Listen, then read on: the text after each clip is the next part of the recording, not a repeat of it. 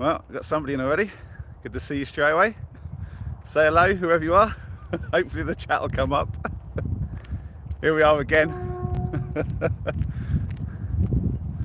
Right, well, it's not quite sunset yet. The sun is behind me. It's a pretty lovely day, to be fair, although a cold one.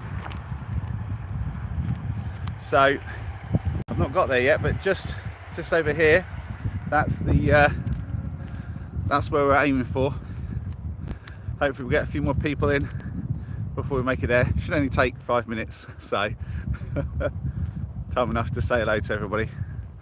So let's have a look. Let me see if I can spot anything in the chat. Sorry if I'm a bit close up. Can I actually change that? No. Right. And I lost that last person. Live chat. Live chat. Guided privacy in a bar community. There we go.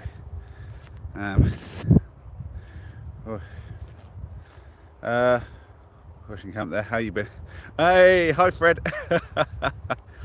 I've been good, man. How are you?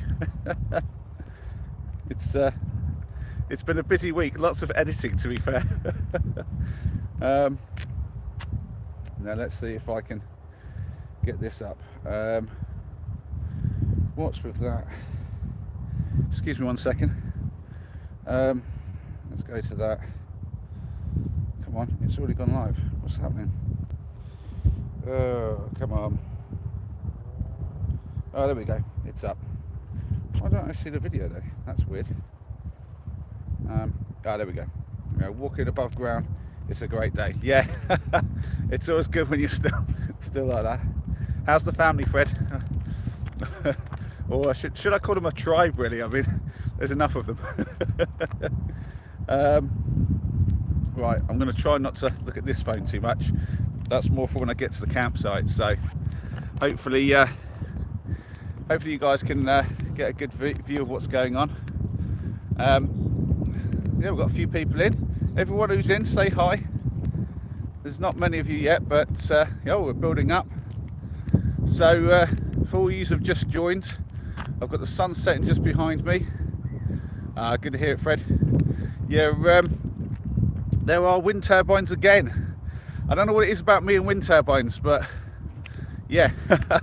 Hopefully you guys can hear me okay. It's a little bit breezy out here, but the phone does seem to... Hey, Sparker's in. Hi, Sparker. Good to see you, man. How are you doing? Yeah, so hi all. Who we else got here? Coastal Marquee. I hope I said that right. That sounds like a new person. Thanks for saying hello. Good to have you here.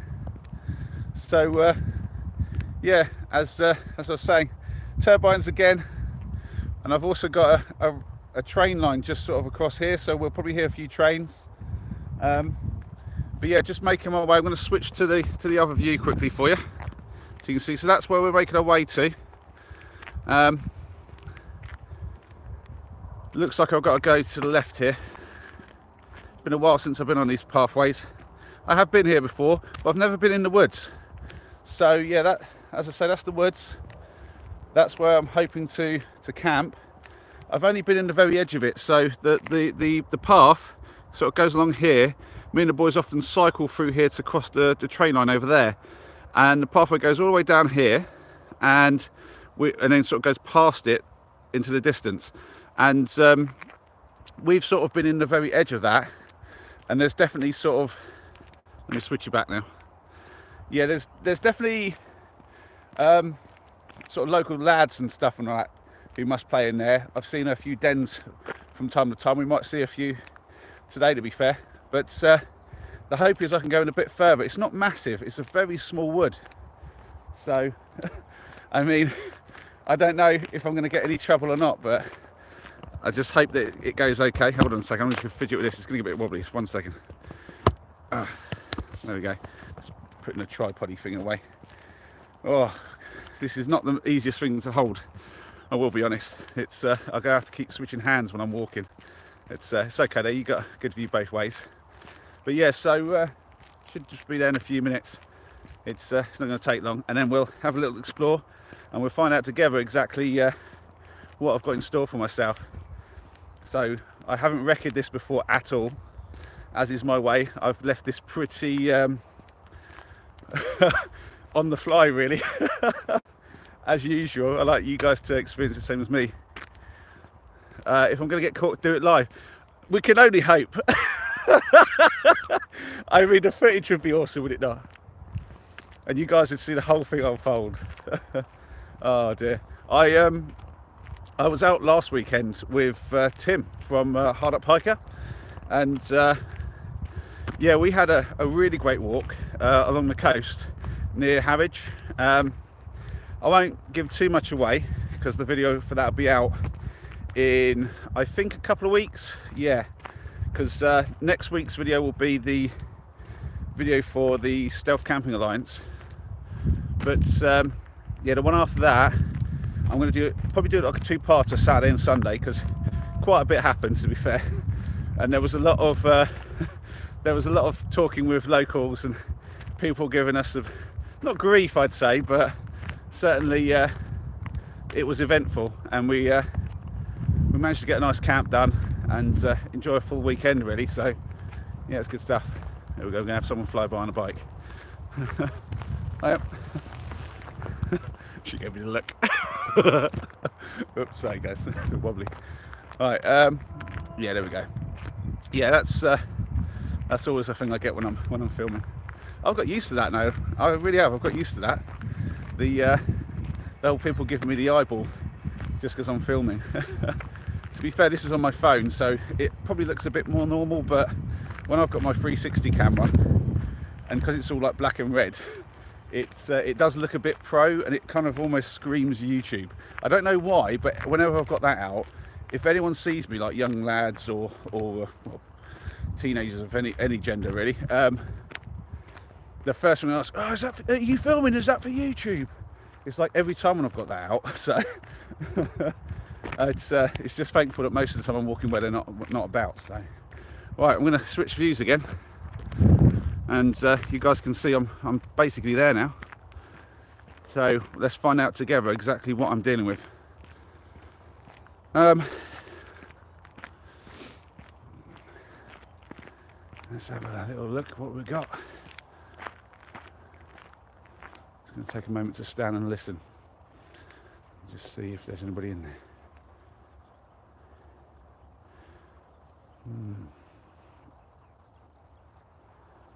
Don't hear anything. I will say that it's got more cover than I remember. I think the last time I was here it was basically winter, so... Oh. Well, you nearly saw me go flying then. There's I wouldn't call it a tripwire, but there was a wire there. And I'm busy watching what the camera's doing rather than where I'm going. Right, here we go. It's nice, out of the wind. It was breezy out there and it's quite cold. It's going to be a cold one. Oh, there's some stuff over there. Let's go and investigate. Oh, look at that. Now, I'm not one for eating mushrooms, so it doesn't really matter to me, but I always do wonder, is it an edible one? There's like I don't know if you can see it, there's like a blue plastic sheet over there. I'm going to go through here. Prime spot though. I'm sure you can agree, there's plenty of flat ground here. I just need to be far enough away from the path, so if I light up my fire, I don't get people all giving me a look. I've just got to weave my way through the trees. Alright. Oh yeah, this is definitely a spot some local kids have been messing around in. They've probably come in through this track here. Sorry if anyone's in the chat chatting to me. I'm kind of looking at what's going on rather than at the chat at the moment. I'm hoping to get a bit of time just to sit down and do a little bit of back and forth with you later. This is interesting. Oh, look. Someone's done a rope swing. They've got to be pretty tall to be getting on that. Well, actually, it's not too bad over that side. And before you ask, no, I won't be swinging on a rope swing. I'm too chunky for that. I'll take the thing down. Yeah, look at this. Disappointing. I wonder how much of that I can take with me today. Well, tomorrow, sorry. I wonder how much I can actually clear with that. It's always a shame. But they picked a spot though. I will say this much, at least they put it in one place, it's not just dumped everywhere. That makes me think that potentially they'd just put it there and they have got the intention of eventually taking it away. So, this could be a bit of a risky spot being right in this stuff. Obviously this is the social area. Look at that. You got like, well, I assume they maybe put their little, I don't know, they might be doing instant barbecues or something, but definitely got some logs to sit on. That's quite handy. I'm going to go through here. Oh man, I could use something. I could make like a proper shelter out of this. I've got my tent with me and I wasn't intending to do anything quite so crazy as build a camp with found materials or anything. That's a video for a later date. I don't know if any of you are into that sort of thing, but I'm hoping to do one with the boys where we build like a bit of a camp using whatever we can find on site. And just maybe do a camp out in it. It'd be quite fun. Yeah, if I can get away from their spot a little bit. Not quite as much room in here, but I'm certainly further away from that. To be honest, if someone comes, they're going to see me from over there anyway. What do you reckon, guys? Should I could sort of camp just over here. There's a flat spot just there. Or I could weave my way in a bit. I don't really want to get into this green stuff. And I'm aware it kind of almost ends over there, the wood a little bit. So I've come all the way to the back of it. I'm going to have a quick look at the chat. Oh, sorry, excuse the finger. Let's have a little look. Oh, no one said anything. Well, speak up, guys. If you've got any opinions about where I should camp. But yeah, I'll just have a little think for a second myself. Sorry if not much happens while I'm having a little think, but yeah, got to explore. Got to decide what's what. Yeah, that's definitely a place where local lads have been coming.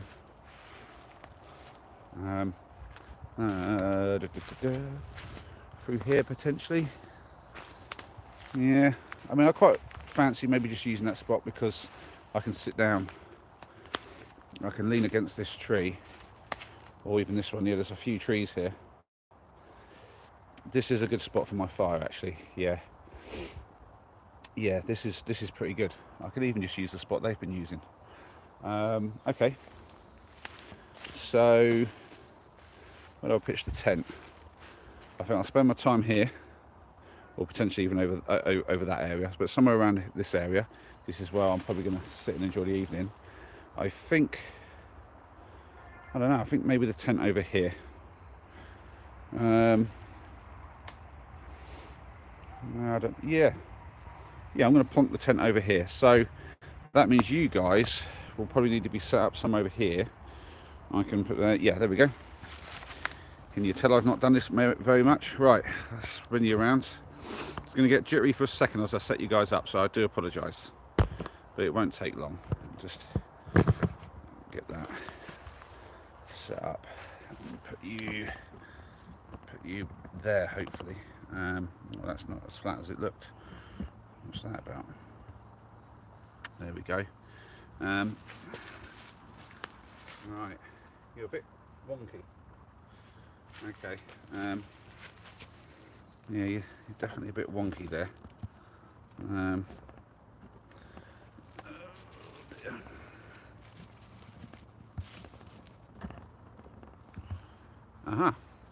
There we go. I can step back a bit. How's that? There we go. Hopefully the sound's good from back there. I had the idea I could put my lapel mic on and attach it to the phone, and maybe you guys could hear me a bit better.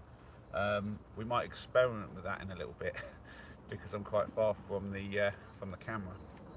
But I did bring the second device so I can see the chat. Hopefully, I'm told from the I think potentially from the last live, but the very first one, I'm sure I missed some comments. To be fair, that was the most chaotic thing I've ever done, I think. So yeah, I'm not surprised I missed some comments, but if you're here and I missed a comment from you anytime with now, I do apologise. Um, but it's going to happen, let's face it. Let's see. There we go, we've got some chat.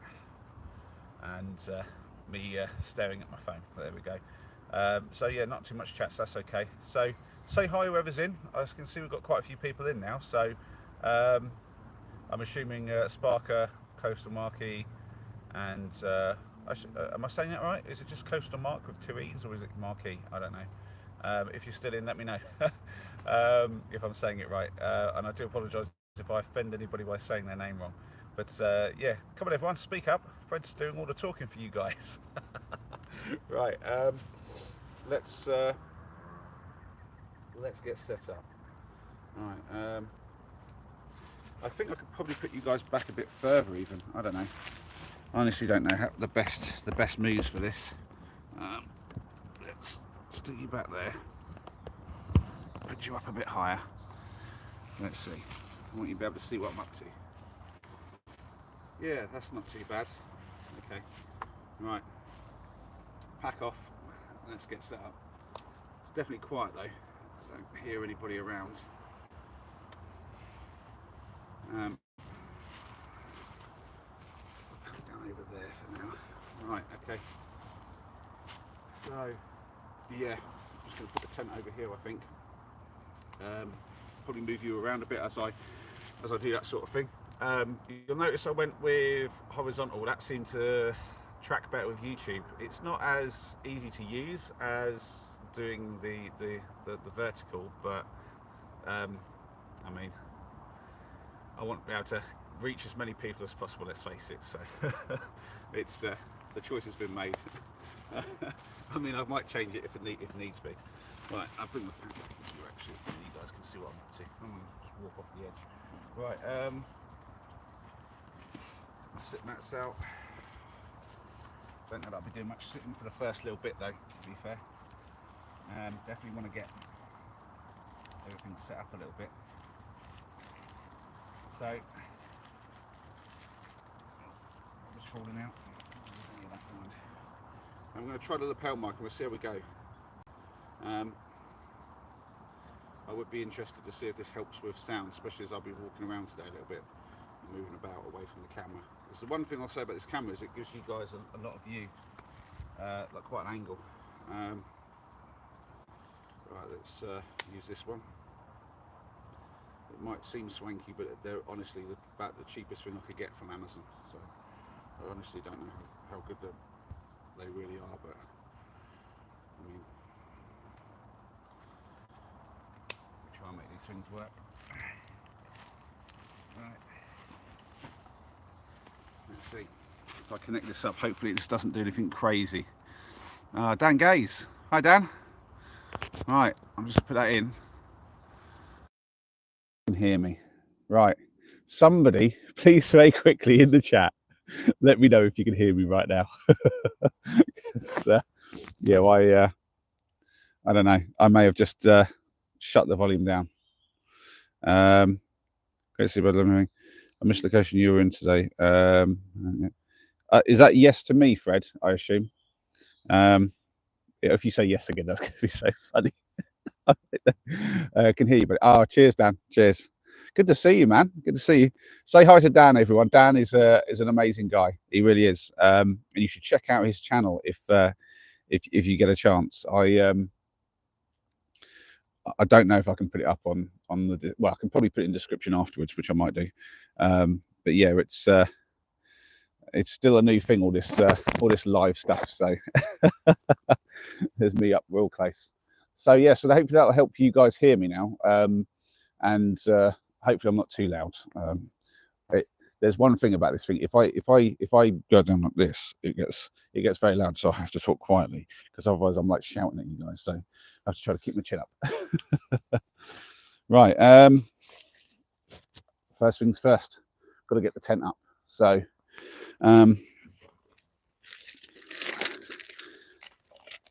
Can I find the pegs? Hopefully I actually packed the pegs. There's always that fear for like 2 seconds. Did I pack the pegs? But I did. I actually lost these for a few weeks. Well, I say a few weeks, about a month. But basically, I found these a few days ago after I got back from the collab in the Peak District. I couldn't find these, and what it was, I'd left them in the shed at the allotment, and I found them a few days ago as I was going through clearing out. So yeah, it's I was a bit annoyed with that, but then I was so happy to find them. But these are basically my little plastic ones. I'll give you guys a quick look. These things are fantastic. They've got like these like ribbed bits at the bottom. Give you the best view I can. Look at that. But in the early days I bought some titanium ones, just like normal like pegs, and I have got some actually that you may have seen that I used with the Mark 1 fire pit that I built, and which I'm probably going to go back to using, to be fair, because they did work really well. But the problem with those is, for a tent, they just pull out the ground too easy, and especially when I'm in the woodlands, it's always quite soft ground. So I eventually settled on these. These are super lightweight, but they really do the job. I mean, I ended up using these one time in Wales, in Snowdonia, and me and Noah got caught in a storm, and these were holding my tent down. And I'll be honest, you've seen my tent. It's the one that I used in today.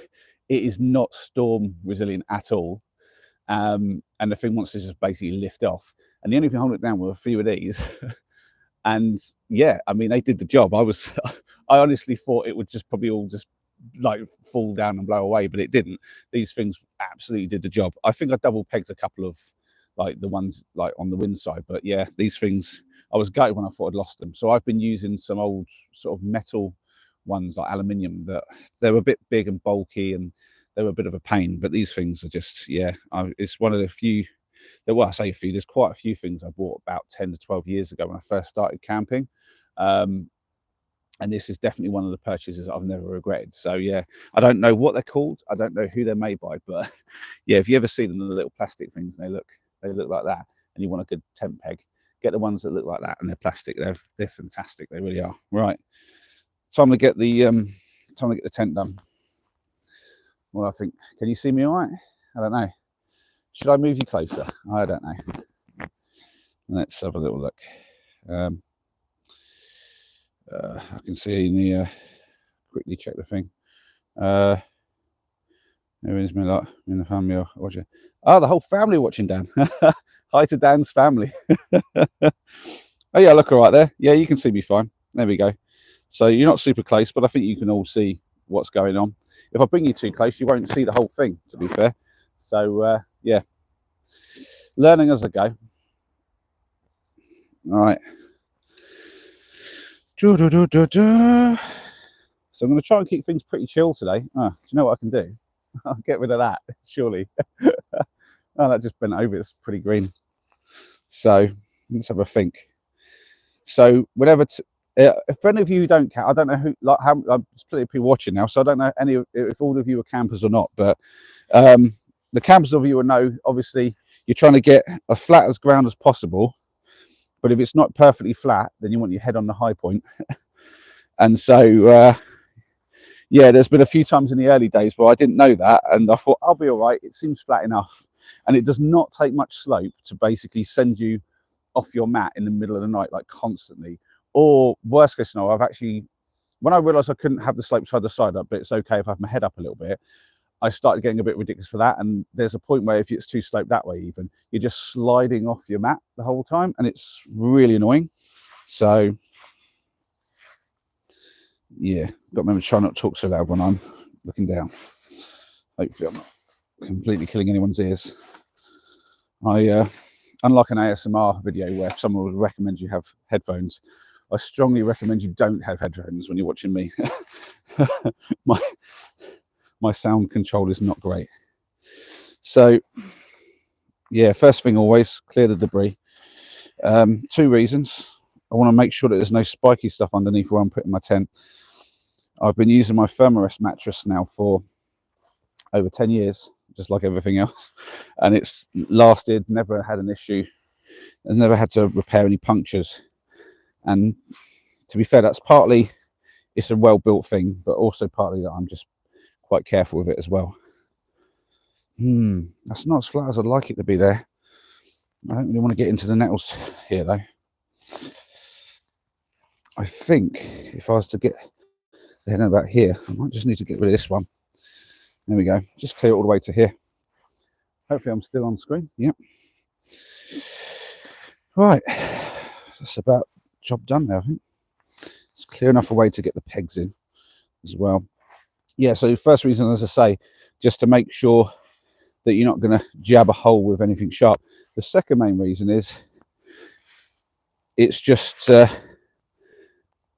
decent way to stop too many bugs getting in. If you pitch your tent and leave it open and you've got a load of this right up to your tent, all of the things, all of the creeper crawlies and the bugs that live in this are pretty much going to get in the second that you're not there to like flick them out. So if you clear a lot of this, they'll kind of vacate the area as well. And while it doesn't completely solve the issue, it does actually reduce that problem quite a lot. Right. One of the few things that actually gets rolled up, put in the bag.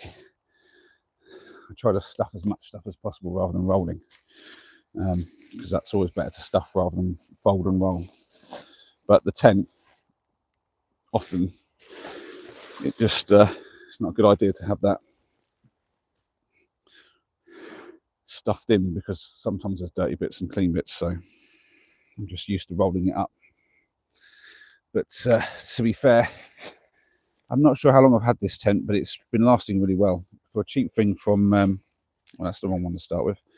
For a cheap thing from AliExpress, this thing has seen me through some crazy stuff. Right. Each tent is a bit different because I have used a few in my time. Hopefully you guys can see me okay from all the way over there. It's a very weird thing having the camera so far away from me. I'm used to having it up quite close, because with the 360 it has to be quite close. If the 360 was this far away, I'd look like a tiny dot. Yeah, as I was saying, each tent is different, but generally speaking, you're going to want to work on like corner to corner and stuff like that. With this, I find that corner to corner doesn't always prove necessary. Oh, that's a very soft bit of ground. I'm just going to stamp on that to compact it a little bit before I put the peg in. Yeah, that's okay now. Yeah, it's calm in here. There's not a lot of wind. Well, there's no wind in here. So that's a weird noise. Is it like some animal clicking or something? Oh no, does it? The mesh is open. I must have left that open. I was drying it last. Whoopsie. That's not good. Let's close it up now. Yeah, so with this one, I find corner to corner doesn't really work that well. So I do two on one side, but the far ones, you don't work around. You have to go long point to long point still. There we go. And then I just, I'll cut a stick for it and put that in. And this one will go last. But it's basically got four corners. There's one over this side that I'll just use for tensioning, but that goes last. Sometimes I do that before if I'm being a bit lazy, but right, I need a stick, which means I need my saw. How many people got in? Oh, 12 of us in here. Hello, everybody. Right, I'm going to check the messages quickly, even though I'm in the middle of doing 10. Well, I say messages, the comments. I mean, this thing takes a while to refresh, to be fair.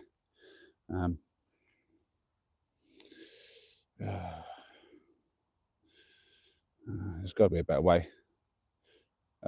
Just Jeff, just passing by. I hope you have a good one. See you next time. All the best. Likes and subbed. Oh, well, he's probably gone, but if you're not, thanks, Just Jeff. But if you watch this later, yeah, cheers for the sub. Yeah, so yeah, not a huge amount. Why does no one say hello? Everyone say hello in the chat. Come on, there's loads of you in here. How many is that? It's like, it says 10. It was 12 a second ago. So yeah, everybody say hello. Well, Fred doesn't need to worry. He's already said hello, but and Dan obviously. But everyone else, come on, say hello in there. Let me know who's in here, because I don't actually know who's in. There might be a list somewhere that I can bring up, but I mean, I can't see that. So I'm at the whim of the chat. So yeah, if you want me to know you're here, you've got to say something in the chat. So yeah. Jamie's in here. I hope that's your actual name. It's just Jamie82. But hi there. Thanks for saying hello. Oh, you are there, Just Jeff. Well, yeah, thanks for the sub, man. And tell your wife you shouldn't be dragged down anywhere. So you can stay. You can sit. No, I'm joking. Always do what the wife says. We don't need that headache, do we, guys? Right, there we go. Right, so I'm going to crack on with getting some wood, and hopefully a few more of you say hello while I'm doing that. Right. I'm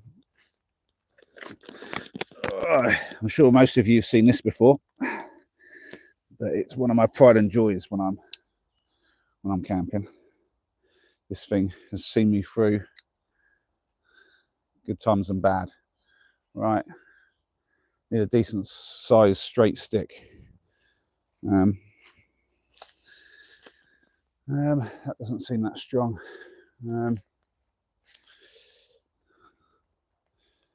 that's pretty straight. Ooh.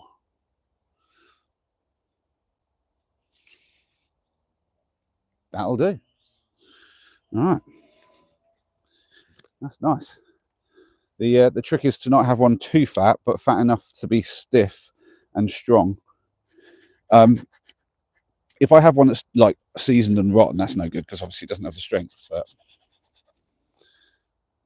this is quite seasoned, as I'm sure you can probably tell from there. But that'll will that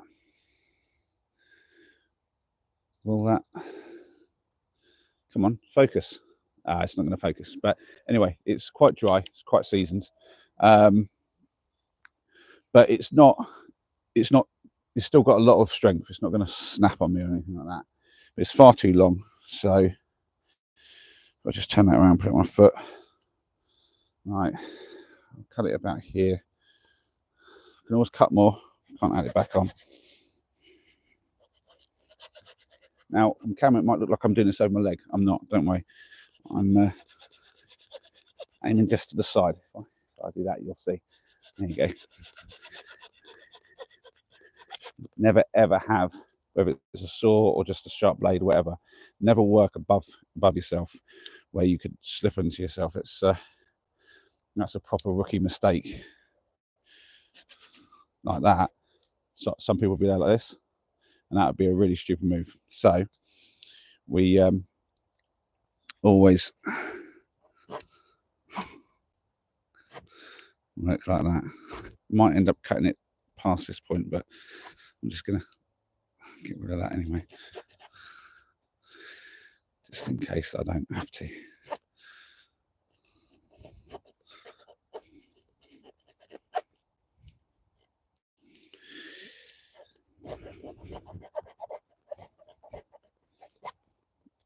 There we go. Right. Now, I'm sure a lot of people are all like, you know, the bushcrafty people, oh, you should just have a hatchet with you and do everything with that. But I'm going to be straight. A saw is so much easier.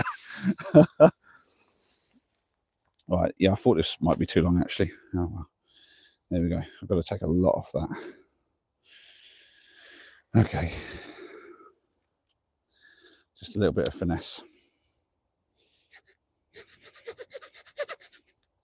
To be fair, this is pretty good firewood. I'll probably keep some of this for firewood.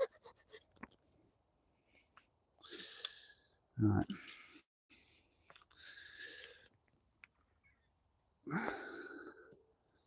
There. All right. Oh, that's still too long. Getting there though. Inch and a half. Not much. Just a little bit. And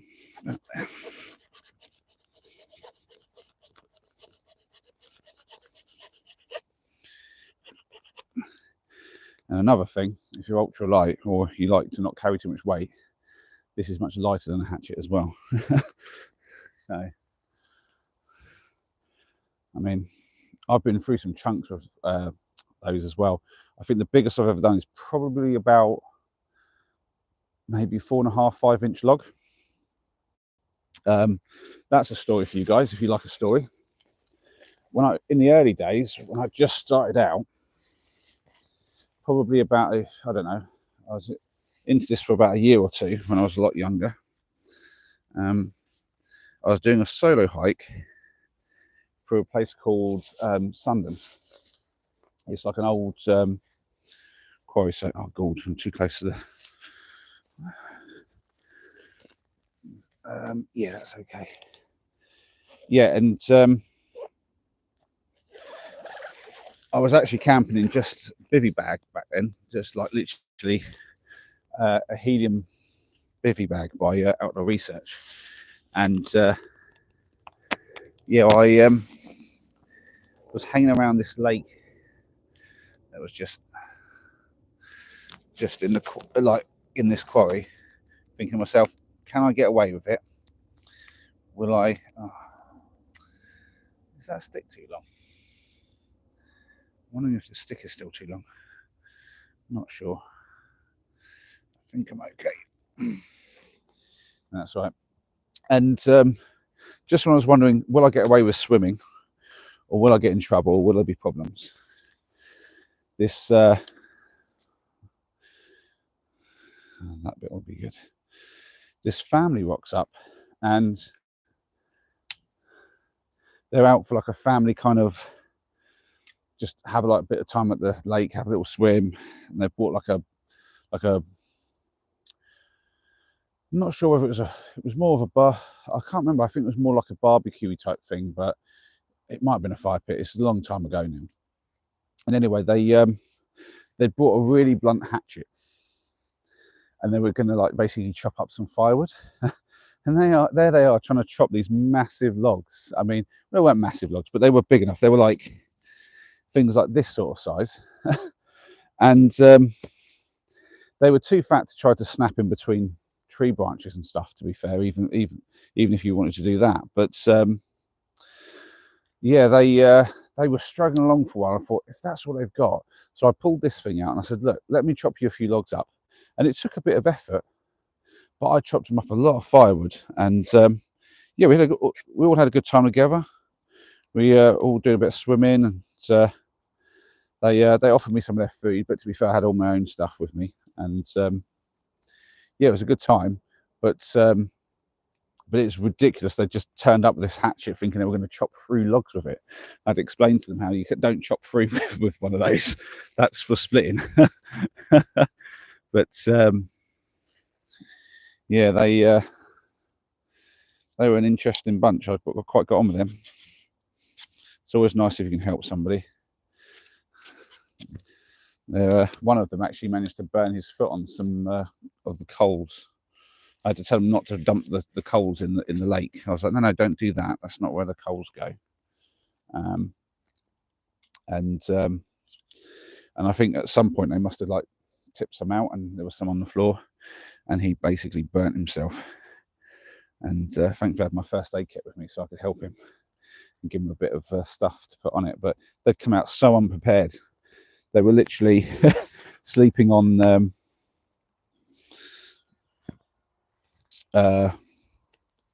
what do you call it? Duvets, essentially. They bought extra duvets to use as sleeping mats, which, as anyone knows, is a bad idea. There you go.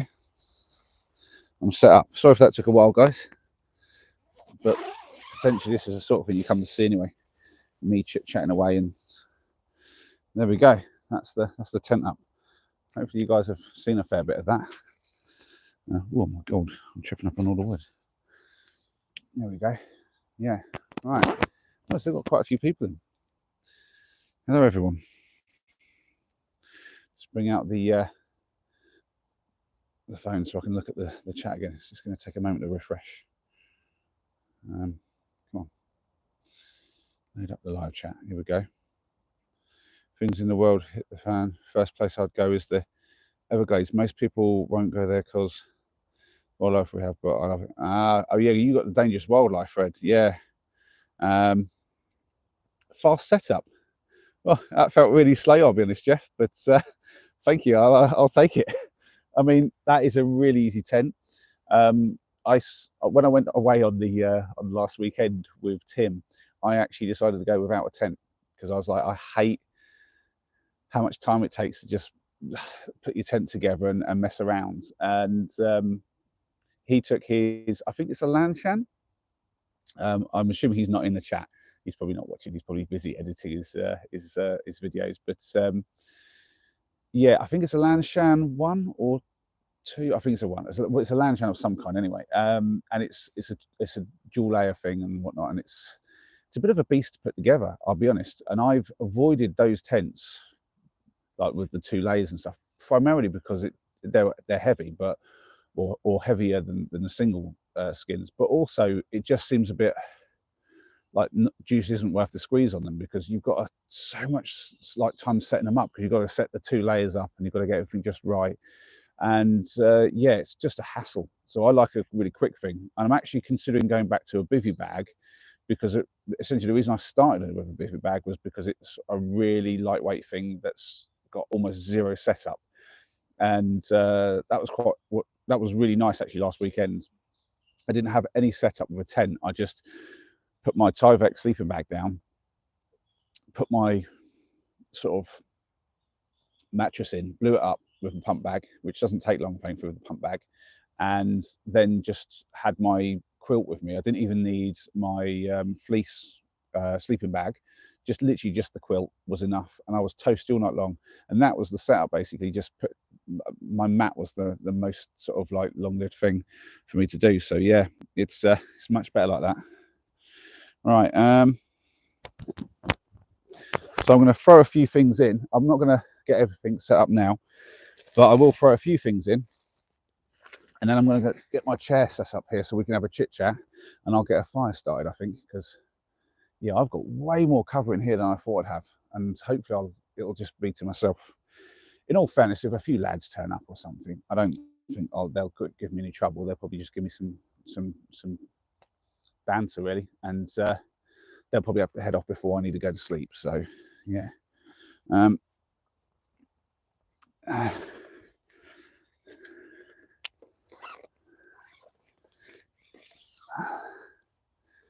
Right, so what we're throwing in here, I need to loosen this up. This bag is quite good. This is one of the original things I bought as well when I was buying all my gear from the first time going out, and it's quite lightweight, and it spreads like the weight out really nicely. Not that you have a lot of weight on your shoulder straps if you're doing it right, but yeah, it's very good. And instead of having a frame, you kind of like put all your stuff in and just make sure that you stack it in a way where it kind of gives it its own rigidity, and it just has straps to tighten everything down. And if you do it right, as I usually do, it does the job of a frame anyway. So I've got my fleece sleeping bag, because that's going to be absolutely required tonight. It's a cold one. And my little wool pillow as usual. Tyvek sleeping bag. And last but certainly not least, this thing is the absolute shiz. My sleeping quilt. Expensive, but never regretted. I don't think I've ever regretted buying that. And that's everything that I need to put in the tent for now. I'll keep my mattress out because I'm going to turn that into my seat, into a stool. But yeah, it's good just to get a few of those bits in there, get them out of the bag, so I've got space for me to rummage around in. I normally like to hang my bag up, I'll be honest, but I don't know if I have a lot of space where I can do that. That doesn't seem that strong. No, that's just going to wave that around. Look, he's waving it around. Right. I'll just put it beside me. Whatever. Oh, to be fair, I'll use one of them. There we go. Just use a sit mat. And then yeah, that works. Have a quick swig of drink, I think, and then I'll get the mattress blown up and you can see how it goes together for a stool. I don't think I've ever shown that on video, actually. I've definitely used it on a video. On my first ever video, I was sitting on it against a tree like I'm about to do, but I didn't really show it off, and I've spoken about it a few times. But it's a really old mattress, and I don't think you can buy it in this format anymore. And let me just lower you guys down a bit, actually. You guys are too high, aren't you? How's that?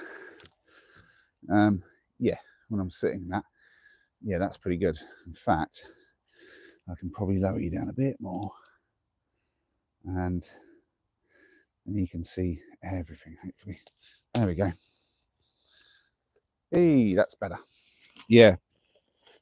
So this thing is really old. I mean, you could probably still get it, but you'd have to go second hands. There's no way they're still selling these out. But this is my massive pump bag, and I like this thing. I had to buy it separate, but it pumps up the mattress super fast.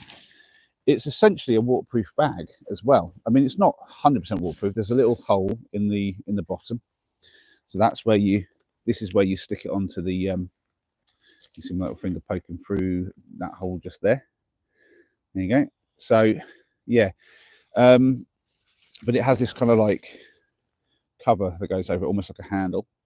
And I guess the idea for that is you could put a lot of stuff in here. Like I can put my whole backpack in here, and I'll often do that. This is what I used to use when I was using the bivvy bag. I'd sleep in the bivvy bag, all my gear would go in here, and then I would kind of like have this strapped up, and then this I would just put around either my wrist or underneath my mattress, so that if someone pulled it, they'd sort of disturb me. But essentially, all my gear would go in here, and if it rained, this just kept everything dry.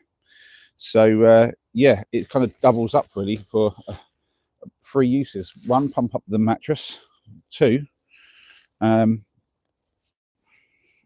it's kind of like a waterproof bag for my gear. And even if I'm not using it for that, if I'm in the tent, I'll put this on the floor to create like a dry, clean space to put my bag on and to put any other bits and pieces in the vestibule. So it's almost like a little ground, like a mini ground sheet as well.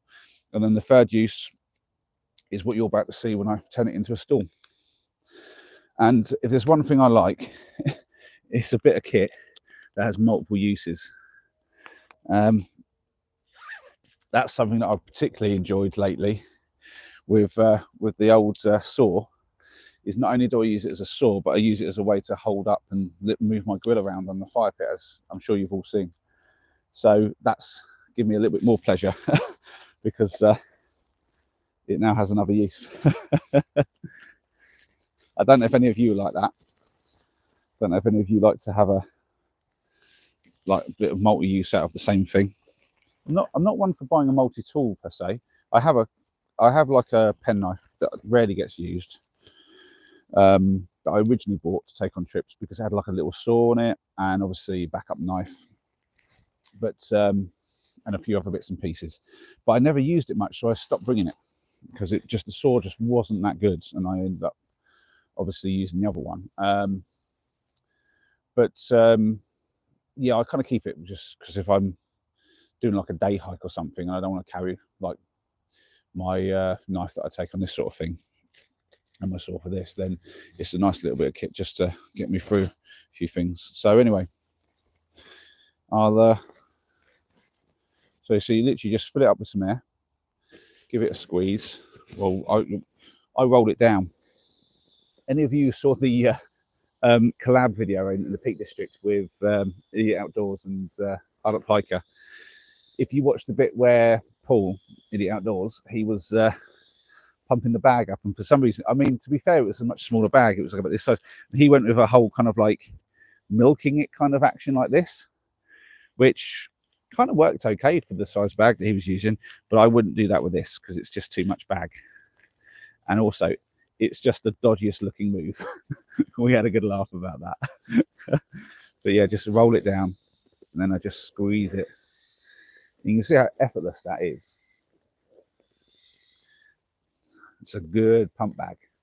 I don't know if there's many out there with the option for a pump bag this size, but I mean, I could go to, I mean, that's barely filled up, to be fair, because I'm being a bit lazy. I could go to the trouble of getting more air into it. Well, a couple of times I've done it where I've tried to fill the bag as much as possible, and I've had like a little bit of wind to help.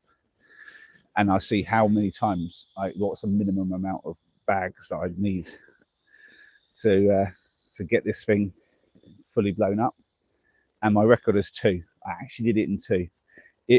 It wasn't quite 100%, but it never really is, because I have to do the last bit by mouth and sort of blow it up my own lungs, because it's a bit too fiddly to kind of do the last bit. But as any of you know, it's quite critical not to have too much of your own moist, warm breath inside of your mat.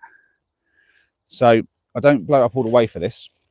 It's about half blown up. If I blow up all the way, 1, I can't roll it up like this, and 2, it will never fit inside.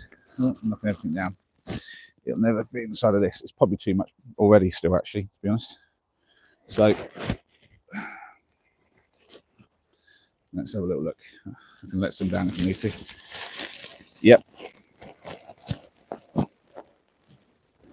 Yeah, okay. That often happens, to be fair. Get a little bit greedy with it. All right, try that.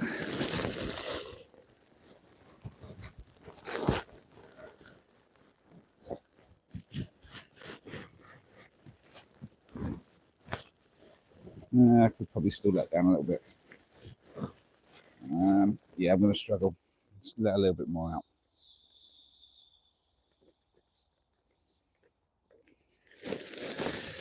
Just let this thing on.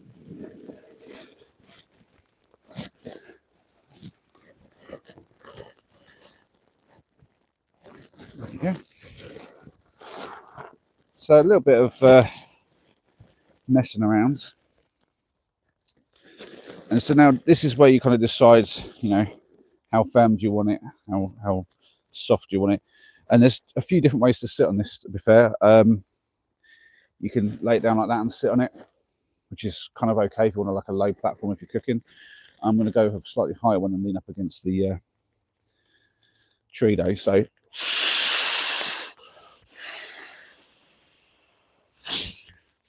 I still don't want to go too full with this, primarily because that will make it unstable. It'll get it high, but it'll make it unstable and wobbly. So I just push the valve bit into the side of it more, because you don't want that sort of on the top or bottom where it's going to get crushed between you and the floor. And I just do the bag up, and lo and behold, it's a stool. So yeah, nice bit of kit that. Oh, that bit's going to stick in my back, so the saw comes in handy again. I shouldn't harm the tree. It's already lost those bits.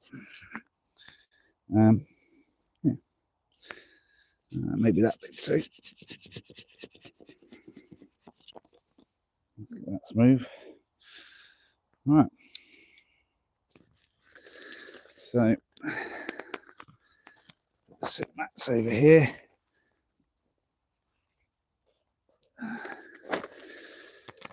And drink somewhere there against the tree. And let's test this thing out. Oh yes. Ah, 2 thumbs up. Oh, that's how you do it, guys. That is pretty good. Hopefully you can still hear me. Oh, the green light's still on. All right. So time for a little rest. I'll take you around for a little walk around soon, and we'll collect up some firewood, and then we'll process that and get a fire going. So yeah, that's the plan. That is the plan. But for now, you can watch me just relax and just chill for a second, and I'll see if I can't get this to refresh the chat. Cheers, Fred. Yeah, it is. I tell you, I never thought of it either. It's literally something that the bag is designed for.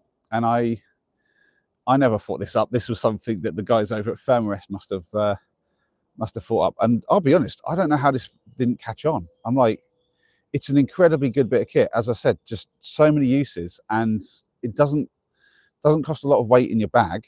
I'm like, how did this not take off? How is this not just like everywhere? But it's not. So it's crazy.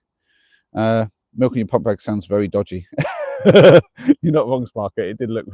It looked so bad. If you haven't, I'm sure you've seen that video, and I think we all got. I think the only person who didn't get footage of that was Paul. I'm pretty sure Tim got some footage of it.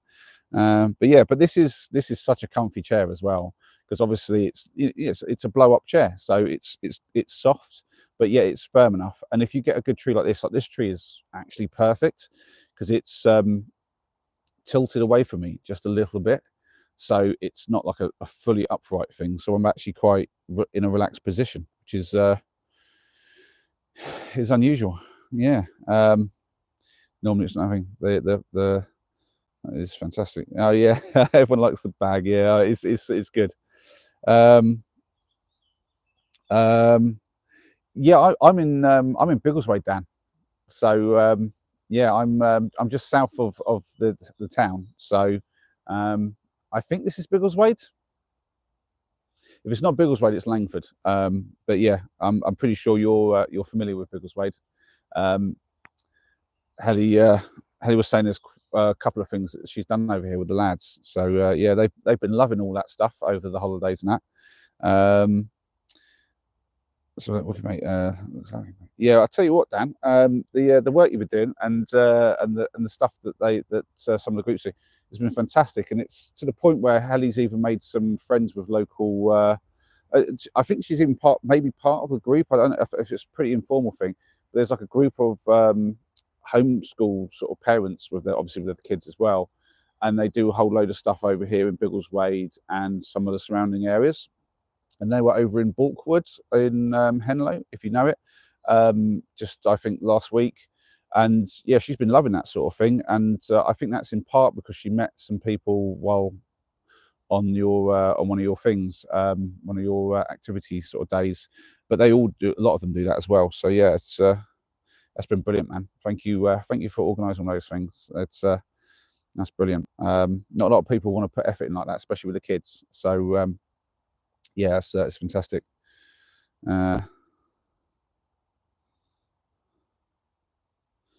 Cool. Right. So, has anyone got any questions? That's what I should ask. Anyone got any questions for me about anything else? Now's the time to ask me. Well, I'm just having a little break, having a little chill. Obviously, I'm not going to sit down for too long because we're live and we've got to keep the action flowing. But yeah, it's a chance if you've got a question for me, if you want to know something about what I've been up to, or what's coming up on the channel, or just about me in general in life. Because obviously there's probably a million questions that some of you have, maybe about the van life, maybe about just some of the camping I've done, or one of the things I've been up to, or you didn't understand something in one of the videos.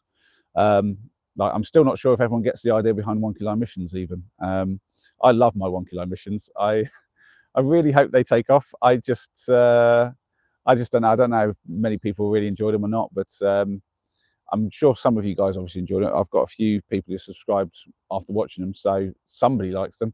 I just don't know if it's going to be universally loved, but yeah, I love those things. They're a lot of fun, and if you haven't seen the latest one at Pitstone, go watch it. It's brilliant. It's a two-parter, but it's well worth the watch. And if you don't want to watch the old two videos, watch the second one, because the second one is where everything happens. Part two is brilliant.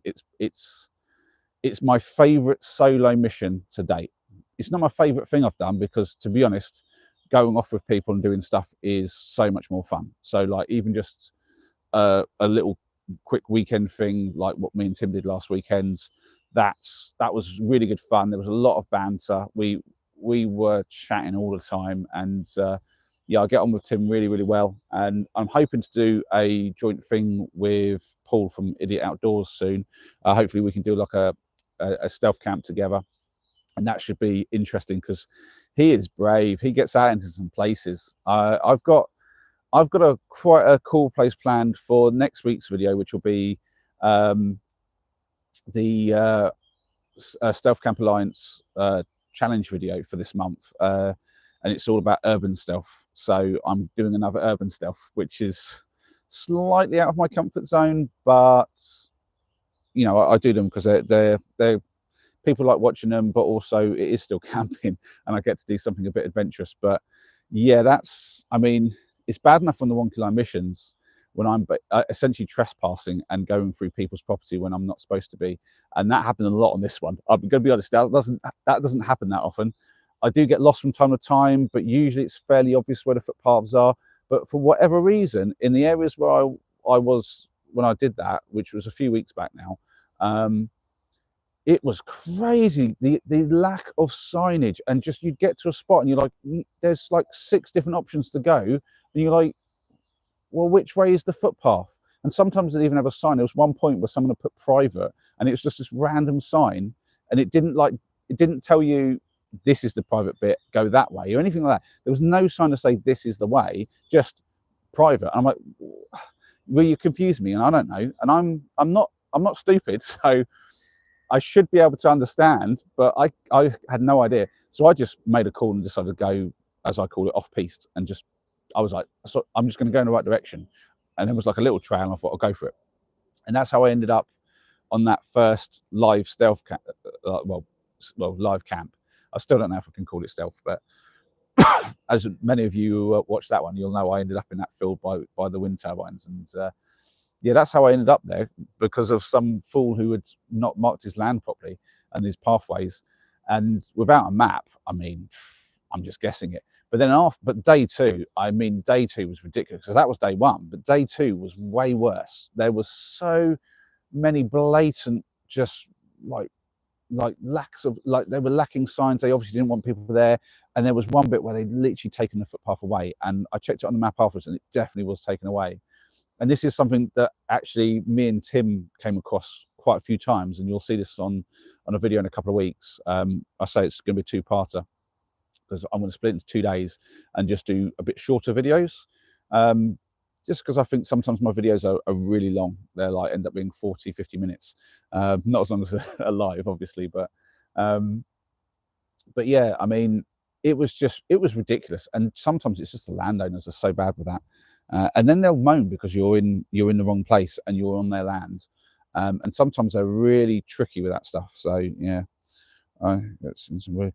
Yeah, you're right, Fred. He gets in some weird places. I was having a conversation with him, and I was like, "Have you ever been like, you know?" Because he mentioned about, like, you know, we come up, we bounce ideas off each other, and just like quite humorous sometimes, just some ridiculous ones. Like he was saying, maybe you should try to camp inside a post box, like bolt upright, which obviously would never happen. And I said, oh yeah, the look on the postman's face in the morning, like when he finds you, incredible. But we got onto it, and I asked him if they've actually got stopped by any police, because he does a lot of, obviously, urban. He's in the town a lot, and so far, no. He said he's never had to deal with it, which I just hope when he does, because it's inevitable, the amount that he does. If he keeps doing those kind of camps, he's inevitably going to get caught, and so, or somebody's going to phone the police. And even if they come out, not to necessarily move him on, but just there's a guy camped in a weird spot, maybe he needs help, and they'll go out to check or whatever. At some point, he's going to be approached by some official kind of person, and I just hope he's got his camera rolling when he does, because it'll be prime. But yeah, I mean, it's crazy. What's this? Man, there's this silly love heart thing in the way in this. Might have to take you a few places I went to as a kid, building bases camps. Dan, I'm up for it, man. You want to come out and do a video with me? Yeah, just my email's on the channel, so shoot me an email. But I think you've got Helly's number. I need to swap numbers with you. I'll get it off Helly. But yeah, we'll if you want to come out on a camp with me, man, you say the words, and we'll head out and do a little bit of exploring. If you haven't seen it, Dan, my video at Olsey about where I grew up, and oh, that was loud. That's the trains beeping away. My video in Olsey, that's one of my favourite videos. It wasn't my favourite adventure or mission or anything, necessary. I mean, it was a good one. It's up there. It's top 3 surely. Just because it was very nostalgic. So I was just got distracted. I could see some movement, but it's actually the train. It just looks really close, but it's a freight train. It's far enough away.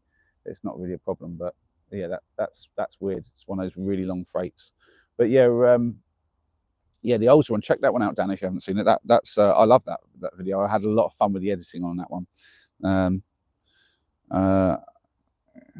Let's have a little look. What's Dan saying? I think, mate. Oh, you have seen it. Oh, that's good. Yeah, you have seen it. Sorry, it takes me a while to read because it's small, and also I'm a bit of a slow reader. So excuse that when I go off in a little while to read. But Dan, it don't matter if you're green, mate. I've got experience enough for both of us. I'll show you the ropes. If you don't mind being on camera, we'll get out. We'll do a camp, and we'll have a little look around, and you can even show, as you say, some of the places where you grew up. Did you grow up in this area, Dan, or was it somewhere far away? That's what I'd be curious. And where you? Ah, yeah, that's cool. You know, I don't know if I ever asked you, Dan, but we'll get into that when I see you about, like, you know, your family and all that. I kind of assumed you had a wife and kids, but I didn't really ask you that much because obviously when I've seen you, you're busy dealing with all the all the other kids, like dealing with the events and whatnot. So I don't like to bug you too much. Stevenage in London. Ah, yeah, well, yes. Oh no, yeah, I remember. I think you mentioned about Stevenage in. I saw your video, Dan, where you talk about your upbringing and that, which burns me. I mean, that sounds so rough. I mean, I had some dodgy stuff when I was younger happen, and but it was just like I wouldn't say isolated event. It was a whole thing. But for my younger years and that, I had a lot of love and support, and you know, it's just some events that have happened that were not great, but it wasn't like what you dealt with at all. I mean, that's crazy. Weston. Oh yeah, I know Weston well. Because I do window cleaning part time now. I started up a business doing window cleaning back in the noughties, and I grew it really big. I had loads of cleaners working for me, but my parents run it now, and I just do part time window cleaning, which is a lot less stressful, to be fair. But when I first started off, the first place I actually picked up work was in Weston. That's really weird. That's such a small world thing. But yeah, great place down there. Lots of nice people actually, and I love the little shop in the middle. Just some of the stuff that they put on. I can't have it anymore. I can't eat pork anymore. But they used to have like really great pork pies and stuff in there. Really good handmade stuff. But yeah, right. It's time for me to stop chit chatting, and we should get a little move on and find some wood, because it's you know, we're a little over an hour into this thing, so it's time to actually do something useful other than just set up a tent. So yeah, we'll have a little wander around, a little bit more of an explore. Maybe we can go out for a little bit as well and have a little look around the outside bit, not just in the woods. Let me know in the comments if you want to see any of the stuff out there. Otherwise, we'll just go for a little walk in the woods and actually pick up some firewood. But if you want to just see outside a bit and see what else is going on, I could potentially even walk into. We're not too far. I mean, I'll be honest, it's probably about 10-15 minute walk away, but we could get to the town if need be. But I think the live stream wouldn't really. It would probably use up half the remaining time. I want to try and keep this not too long today. The last one was like 4.5 hours long. We are not doing that today, guys. We're not doing 4.5 hours. I'm going to try and keep this thing to about 2 hours. I think 2 hours seems probably a reasonable amount of time for a live stream. So yeah, but let me know if you want to see out there. I will check on the comments from here on out as best I can. But let's go get some firewood. Right, there we go. So switch the camera. There we go. So that's what we're dealing with. I'm sure many of you saw it earlier, but if there's any new people, this is where we're basically camping at the moment. So the tent is up, and I haven't sorted out my sleep system. It's a lot of the stuff's in there, but because I'm using my mattress as my stool, then there was no point putting that in. But yeah, but this is the spot. It's pretty secluded. I don't know if with my lapel mic you can actually hear all the wildlife, but there's a lot of birds tweeting and whatnot. And then this is clearly a spot that the locals use. Like, I assume it's lads. Let's face it, it's usually lads, isn't it? They probably come out here, spend a little bit of time together. I think it's pretty healthy to be out here doing this sort of thing. It's better than them being on their phones or computers and sitting around or getting up to mischief in the town causing trouble. Better they be out here and just doing a bit of exploration. But as you saw earlier, a bit of mess. I'll try and take some of that with me when I go in the morning. That's not cool. This is a really cool spot though, actually.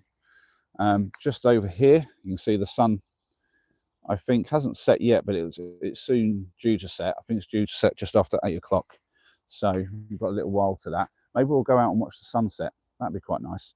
But literally, the tree's just finished, just about here. So there's not a lot of coverage once I get that way, but yeah. You know, rope swing. I mean, it's classic. It's a classic to have a rope swing, but yeah, I won't be swinging on that. Yeah, got lots of logs around, these little tarps laying about. I don't think I'll go to the trouble of removing tarps or anything like that, because they're obviously using those for whatever they're using them for. I wouldn't want to take them away. This is weird. What's that about? Do we think someone's been building a trap or some kind? What do we think, guys? Any of you got an idea what that might be? Somebody's being a bit inventive, but it does look like someone's maybe tried to build like a little animal trap or something. Just obviously it wasn't going to work if that's what it is, but yeah, that's interesting. So just need a little bit of firewood. Nothing too crazy. Hopefully something that's not been on the ground too much. There's a bit already over there, but I'd like to find something a little bit nicer. Yeah, something like this is pretty good.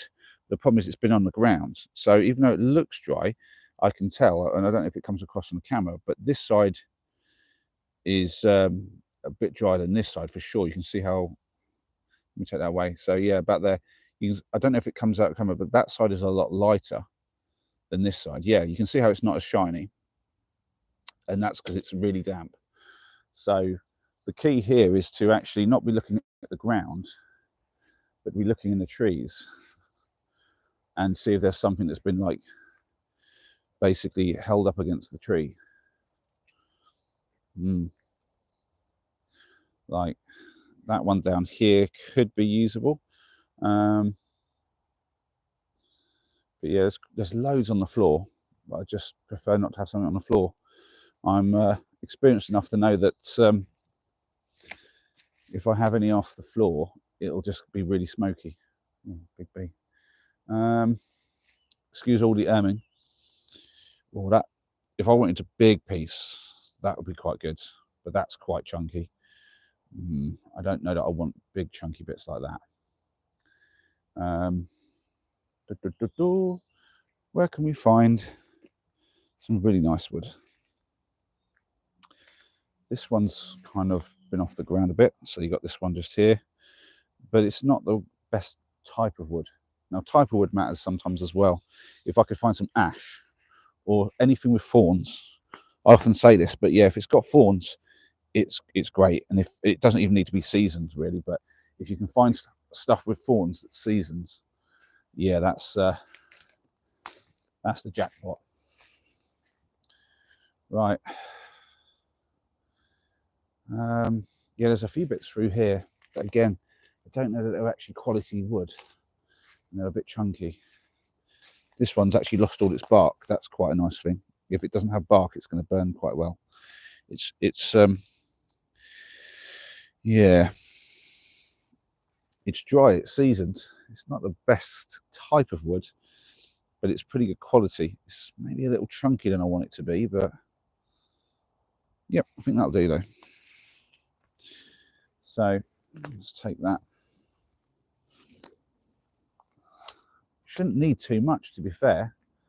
I don't have a lot of cooking to do. I will show you what I bought for supplies. I've kept it really simple today. I'm not going to be cooking it and eating it on camera, to be fair, because the last 2 times we did this and I tried to cook and eat, I I took forever to do it, and I ended up essentially, let me switch the camera around. Yeah, I ended up making a hash of it most of the time. There we go. Well, at least I don't have to worry about lighting so much because we've still got the sunlight. But yeah, that's the bit of wood that I'm going to be using. So this is the dry end. This is the end that was on the floor. So we'll stay well away from that. But yeah, this has lost most of its bark. I can't really tell exactly what type of wood this is. Maybe, I mean, it's one of the types that are in here. There's a lot of types, so I don't know. But yeah. Oh, that was a bit slippy.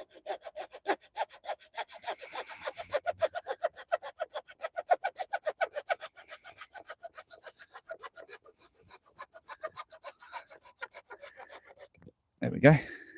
It's quick and easy as that. We've got a nice, you can make that out. Look how seasoned that is. That is an excellent piece of wood. I'll get a few chunks like that out of this, and these will last quite a long time because they're quite fat. Although, because they're so seasoned, and they're not this is definitely not the most dense wood. It's definitely not ash. Ash is much denser than this. The thorny wood, like blackthorn, I had some of that on, yeah, that was last weekend with Tim. There was some, oh, do you know, I'm going to sit down and do this. I've got a chair, don't know why I'm squatting. That's much more comfortable. Yeah, there was loads of really good stuff. It's about half the fatness of this, but it was really good stuff. It was tremendously good. So it was like soft, super dense, and it just lasted for quite a long time. And to be fair, you don't really get that stuff this fat, nor not laying around anyway. What I like about the saw as well is it cuts on the pole because it's a pruning saw. There you go. It's another one. It's it would be good to be able to split these as well, and that would make them burn even better, but I'm not going to bring a hatchet along just for that as well. I could technically split them with my knife, but I don't think it makes a big difference, or at least not big enough to be going blunting my knife on it. I do have a sharpener for my knife with me as well, but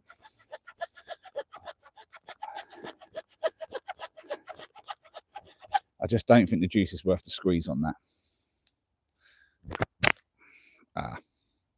Sometimes that happens. I go to split it and I've been a bit greedy, and I've got this long bit coming off it, which will mean it won't want to fit inside of the stove. So I'll just quickly cut that off, actually.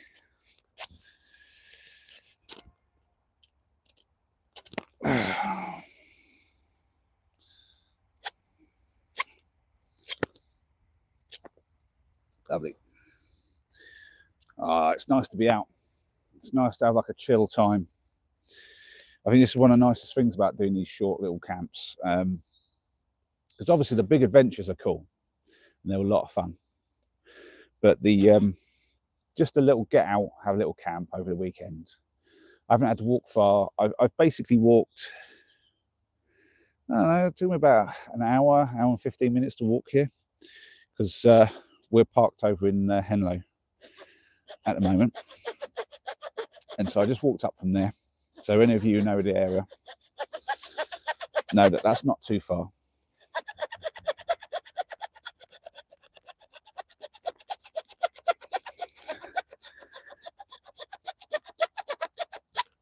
It's nice to get out and do something and have a little walk. And to be fair, I wouldn't mind it if it was 2 or 3 hours walk, in all fairness, but it just meant I had a little bit more time for doing some editing today, because I'm busy I was busy earlier on editing the video of what me and Tim did last weekend.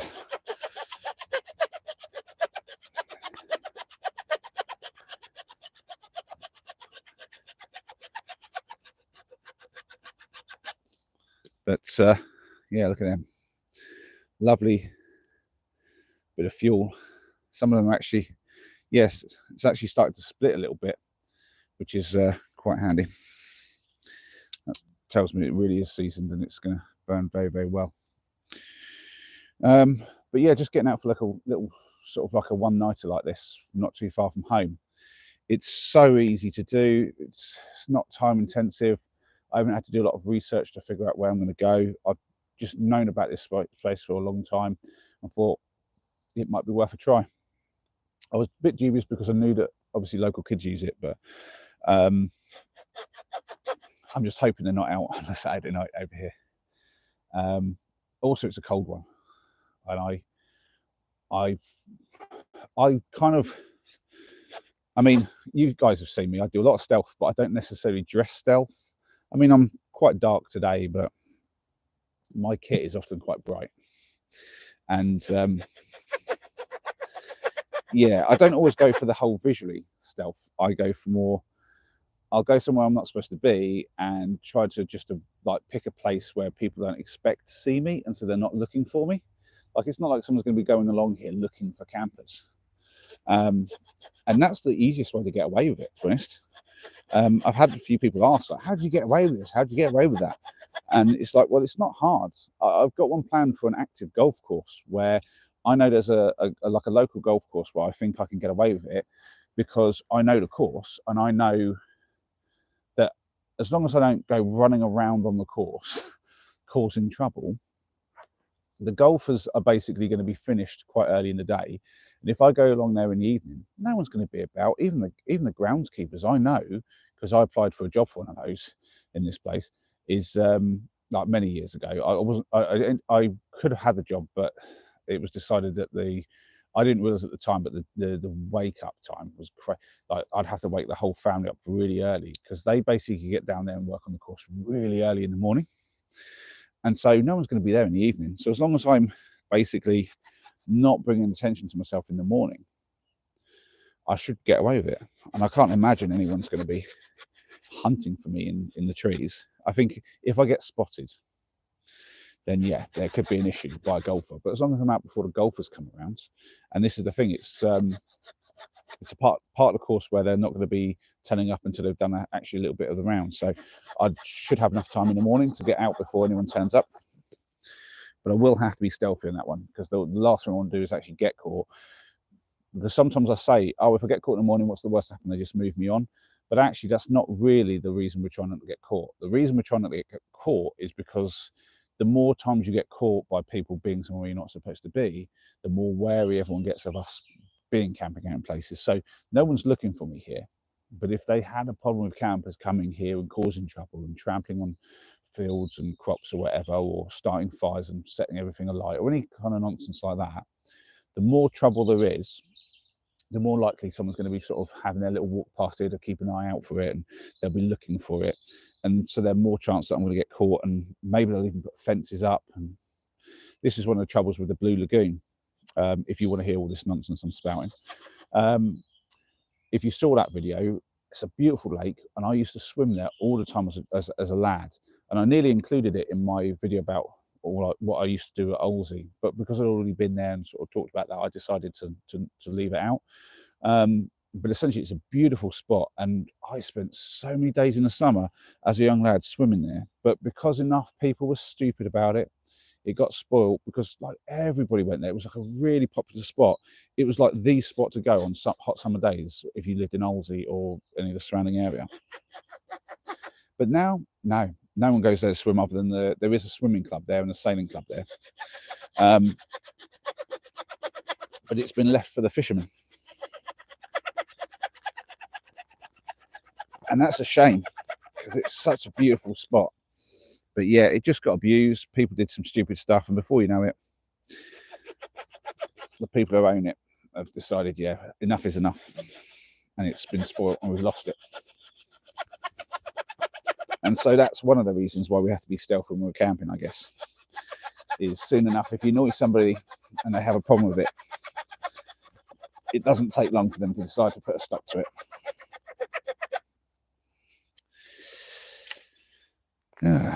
I think someone commented this actually on one of the videos, how like it is strange. We're like one of the few countries in the world where there's like laws against basically camping where everyone will camp. There are quite a few countries that actually do have laws like that. It's not necessarily true that we're weird. But then another comment was made. I don't know who made this one. I don't think it was Fred. Might have been Fred, but I can't remember who made this. But one of you guys made this comment to say, like, if like you were caught walking around in America or wherever, hiking on somebody's land, basically where you shouldn't be, you'd have a fair chance of getting shot. Which, yeah, I mean, when you look at it like that, our laws aren't that bad, because it's not really criminal to be on somebody's land. It's a civil offence, and no one's likely to shoot you. I mean, there's some landowners with shotguns, I'm sure, who do hunting and whatnot, but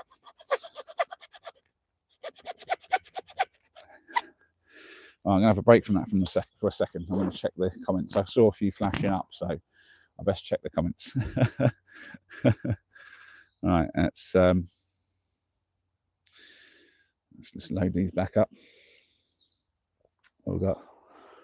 Why wood with thorns good? Wood, is it a hardwood? Well, I guess so. To be honest, I looked at a website many years ago when I first started doing this sort of stuff, and it was like a list of like what was good for burning and what wasn't, and what needed to be sort of seasoned, what would burn okay as a green wood, basically. And blackthorn was listed as like a very good one, and it would burn without being seasoned.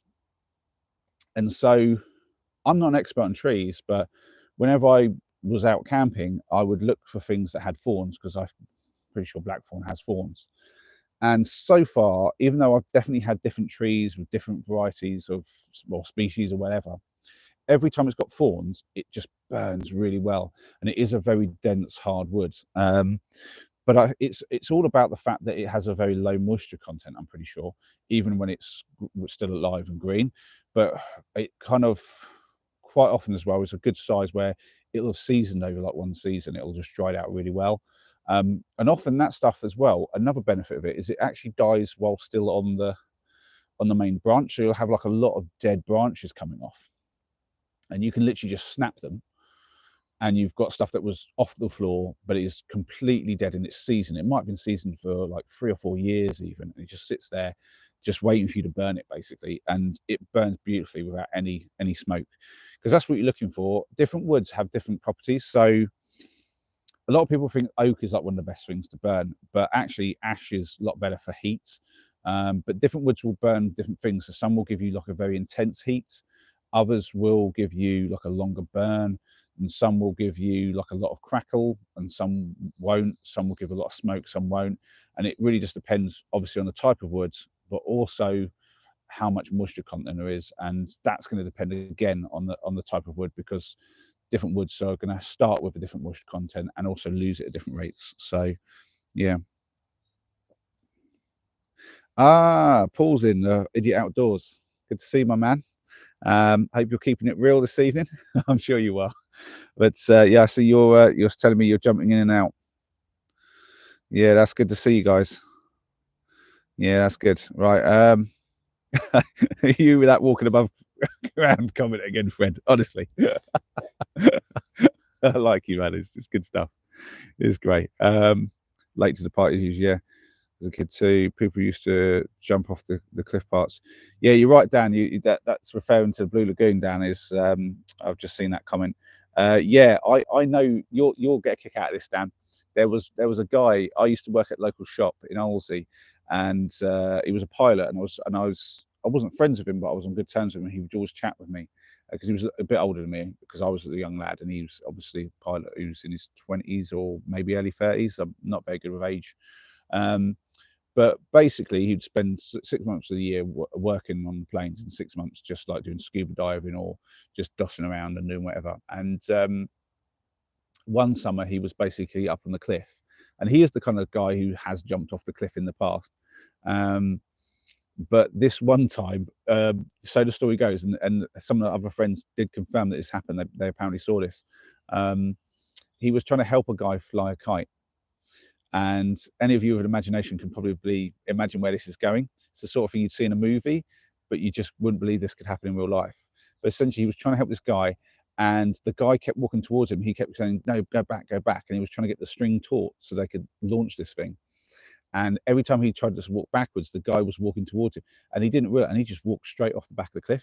And when I found out about it, he was hobbling into the shop, and he was like casted up like you wouldn't believe. Like half his body was in the cast, and he was just hobbling around on two crutches. And obviously, I asked, "How on earth did this happen?" And when he told me the story, I didn't believe him. But somebody else had confirmed it. I was just like, "That is ridiculous. How does that happen?" Like, this guy's not daft, you know. As I say, he flew planes, but yeah, I'm pretty sure that's the same guy anyway. My memory gets bad with these things because it's a long time ago. Cheers, buddy, for showing the stream. Appreciate that. It's the more the merrier, really. You're out with the camo, are you? It's a good one then. You know it's going to be a good one when Paul's got his camo out and he's camping. I'm pretty sure mine's lower stress than yours. Right, I'm going to try and keep the chat on so I can see anything. I mean, I see it kind of pop up on the screen up there from time to time, but it disappears so fast, and you're so far away I couldn't read it anyway. But I shall try and keep an eye out.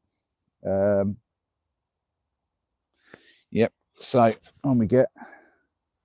Yeah, we seem to have a reasonable number of people in again. Kind of fluctuates up and down, but yeah, it's great to have so many regulars in as well. It's just so cool just to have a nice chill evening and have you guys along. I've said it before, but I'll say it again. It's like having somebody with me, because you guys, you're with me. This is the thing. But that's why I started doing the live ones. Because when I'm filming even and it's not live, it feels like I've got somebody with me. But when it's live like this and you guys can chat back with me, it's pretty good. It certainly makes it more fun. I can feel now I'm getting to a bit that might start having a bit of moisture in it. So I'm going to go to about this level. That's a lot of wood. Well, I'm cutting on a knot a little bit here. It's going to take a little effort.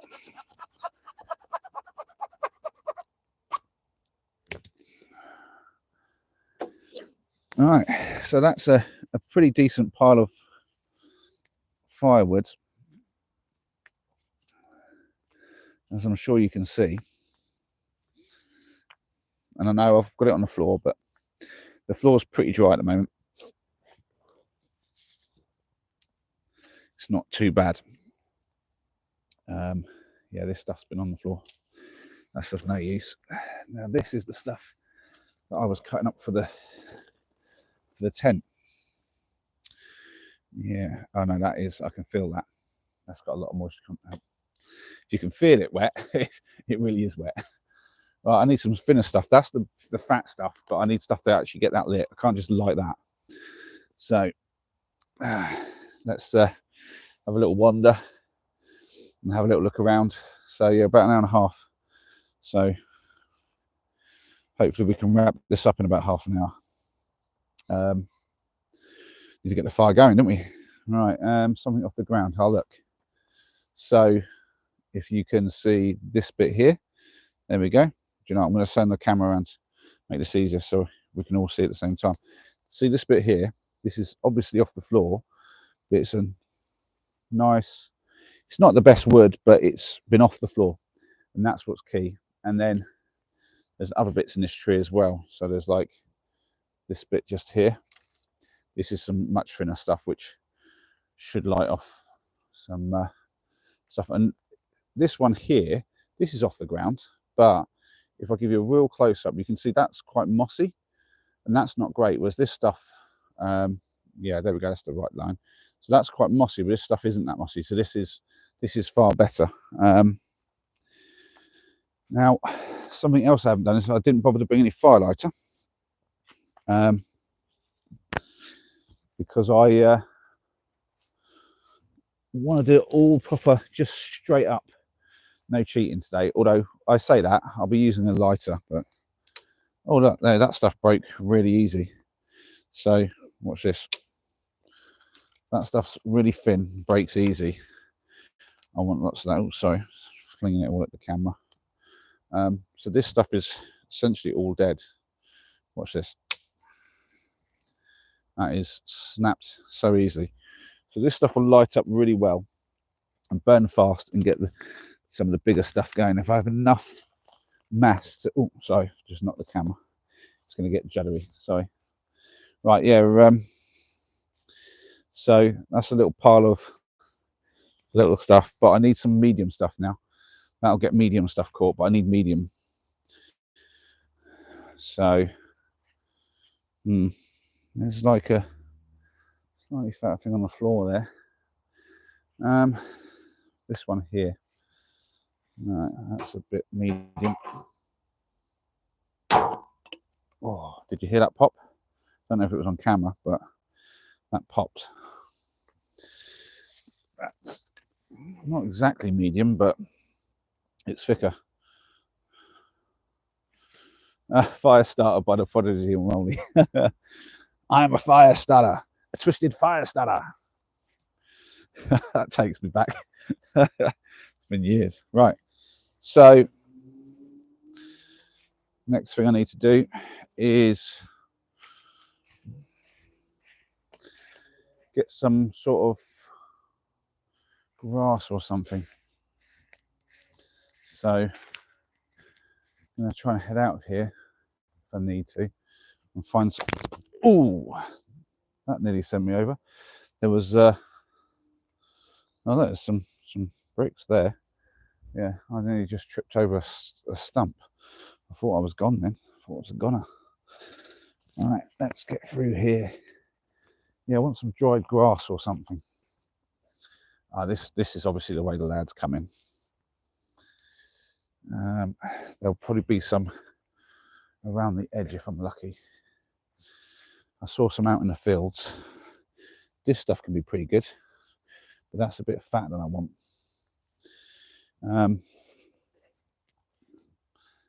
This is the bit outside. Oh look, we've got the sunset. Oh, that's beautiful.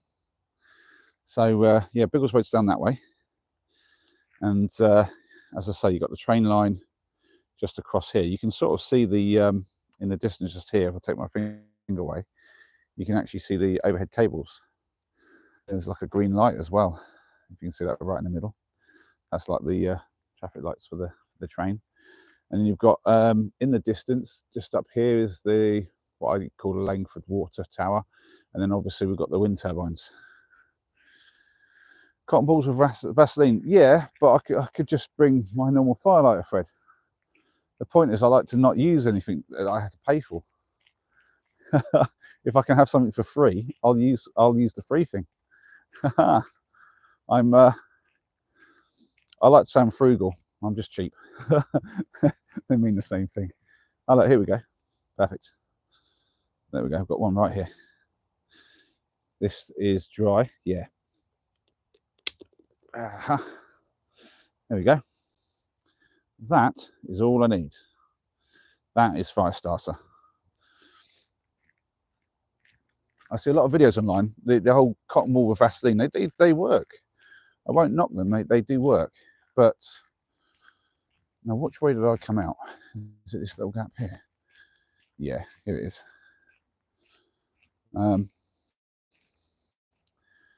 No, sunset and real time on borrowed time. Oh dear. It does get engrossing apparently. It's a weird thing being live. I was surprised how many people actually watch the live videos after I stream them. I kind of thought the whole point was to watch as I'm doing it, but I guess, you know, the whole idea that you don't know what's going to happen and it's sort of happening as no one's cutting away from it, so you get to see exactly how long it takes me to put my tent up. It's no kind of clever montage with the music. That's definitely a nice way to do it, and obviously it's a bit more of a relaxed pace, to be honest. I figured I'd try to make this one a bit more relaxed. There's still a slight stress of like, is someone going to turn up and give me some grief? But I think I've really got it pretty to myself for the most part. I think the odds on that are pretty slim. Right. So that's everything I need. Got something I can actually light with the lighter, because I'm not going to be rubbing sticks together. I'll be honest, I don't go that far with it. But then I've got some thin stuff that'll light from that, and slightly thicker, even thicker still. And then if I have plenty of this going, then that'll get a few of these going, because they're pretty seasoned, so I don't think it's going to take a huge amount. And then this is where I'm going to pop you guys. So I'm going to put you a little bit closer, I think. Just, I don't think you need to be as far away as I was setting you. Let me just switch the camera. Maybe bring you down a little bit more. Oh, sorry. It's going to get wobbly. It's going to get a bit jarry. All right, let's try that. Yeah, not bad. Actually, I might put you back where you were. Yeah, that's actually good. I'm going to do that. There we go. And hopefully that way you can see me and the fire pit. So, oh yeah, that's not badly framed. It's a little bit lopsided.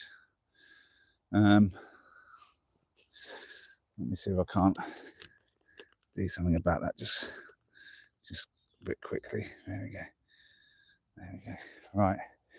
I don't think I need a light yet still. I think we might get away with it today. I don't think I'm going to need the lights on, which is good. So yeah, let's have a little look. Oh,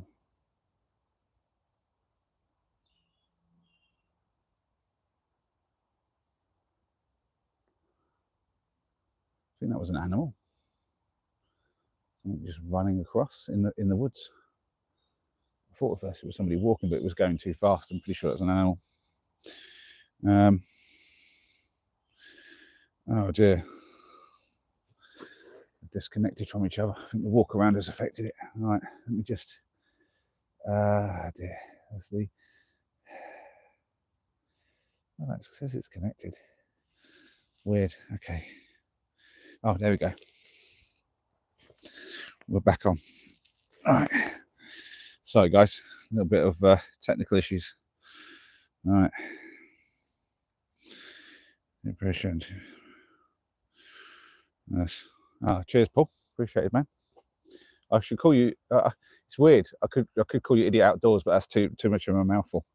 But apparently there was a bit of confusion because there was a pool in here on one of the another pool, and so there was confusion between us.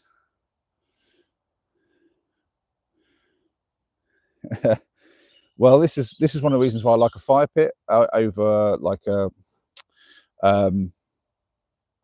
what do you call it,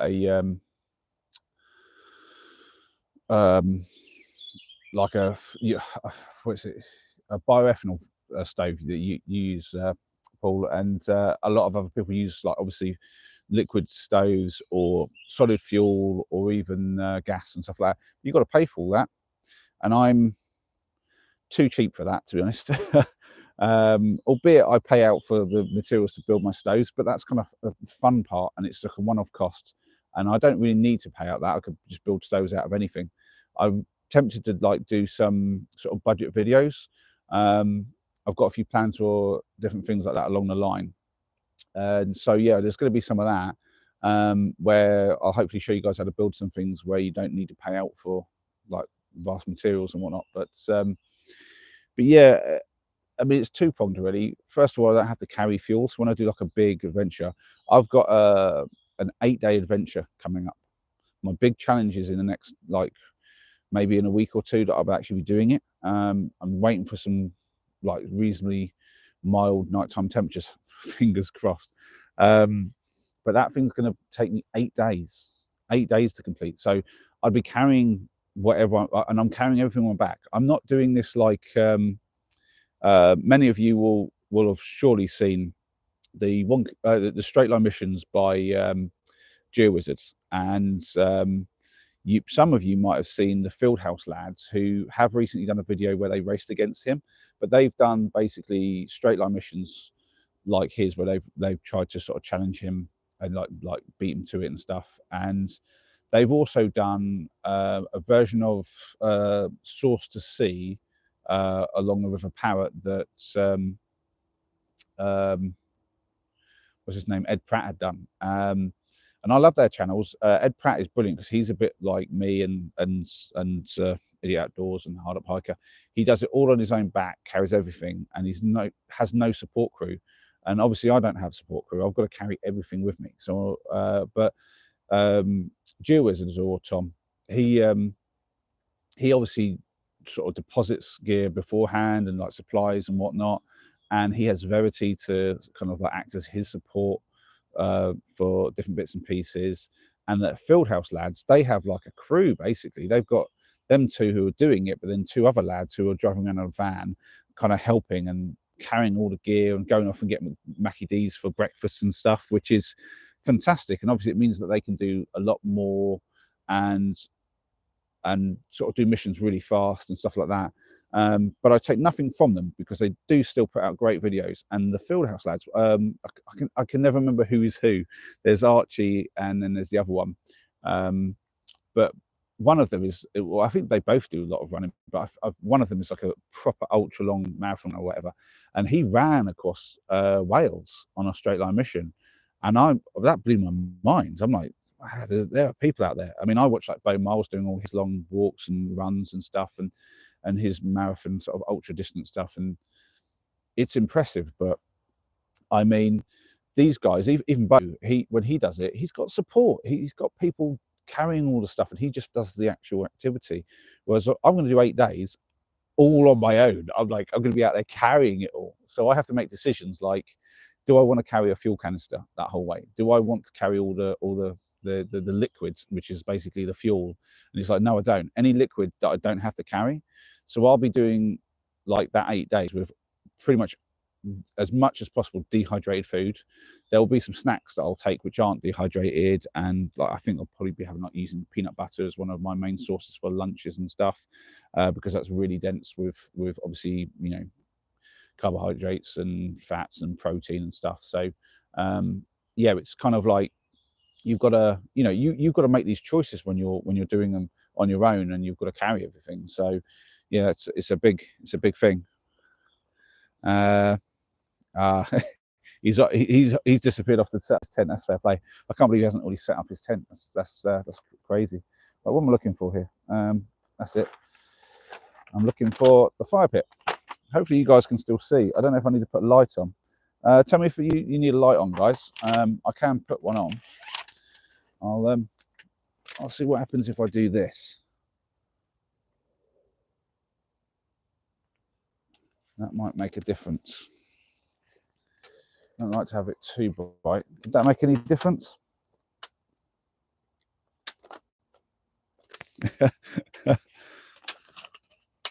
Yeah, I think I'll have that on just because it is starting to fade now, the light. So you guys have all seen this before. Well, I say that.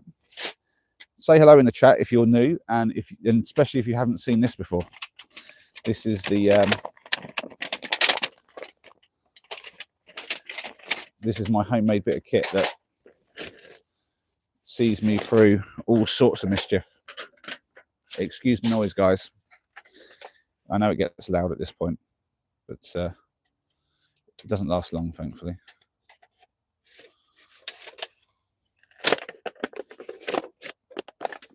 I'll be honest, this thing's got a bit mashed up over the time.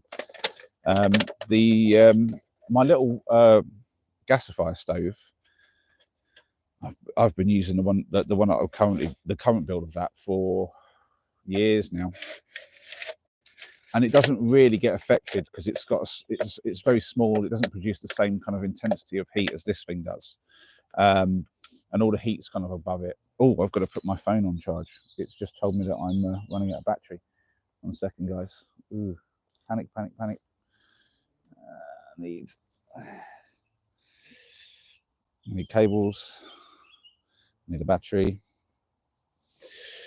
Oof. 1 moment. Thankfully this thing charges through, so let's see. We're good. We're okay. What was I saying? Yeah, so the little gasifier, like wood stove, basically, it's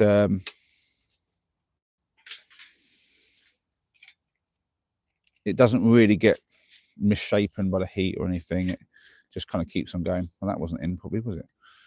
There we go. Oh.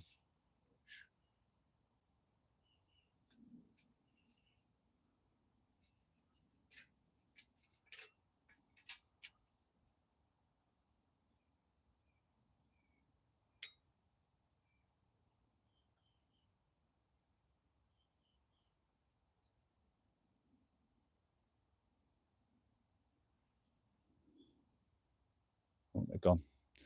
I think it was just somebody cycling by. I think they might have been on the phone chatting to somebody.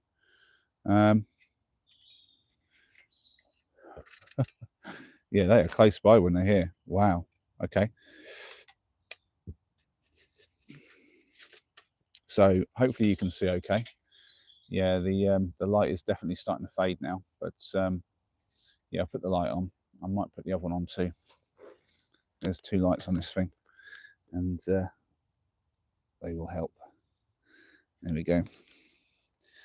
To be fair, this is going to be less and less of an issue because, well, on the live ones anyway, because as we get into the season, it's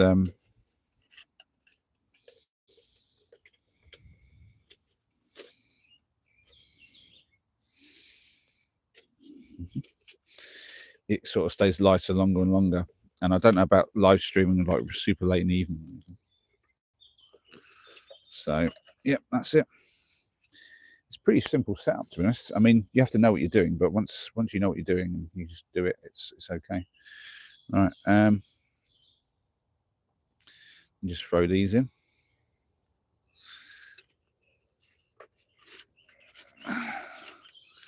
There we have it. The fire pit. If you can see that in there, it's pretty straightforward, really. And as I've discovered, I don't generally need to put this in it so much as just on it. So, and it's a good enough platform. I don't like to grill with it in that position, but I'm just putting a tin on it. So I've basically bought a tin of soup with me. I've got some soup and bread. That's it. And wow, can you hear that, guys? Let me know. That train is loud.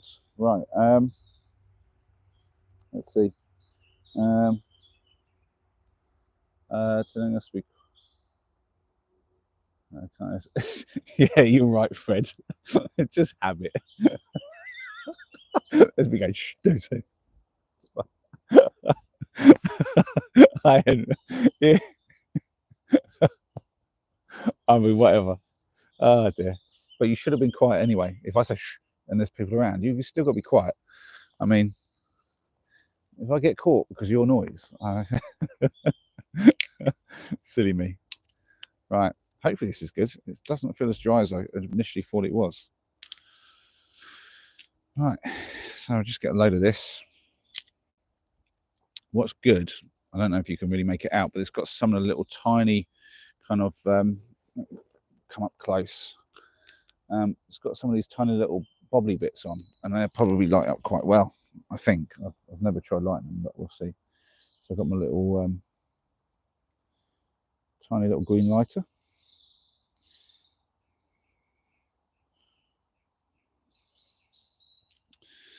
So learning my lessons.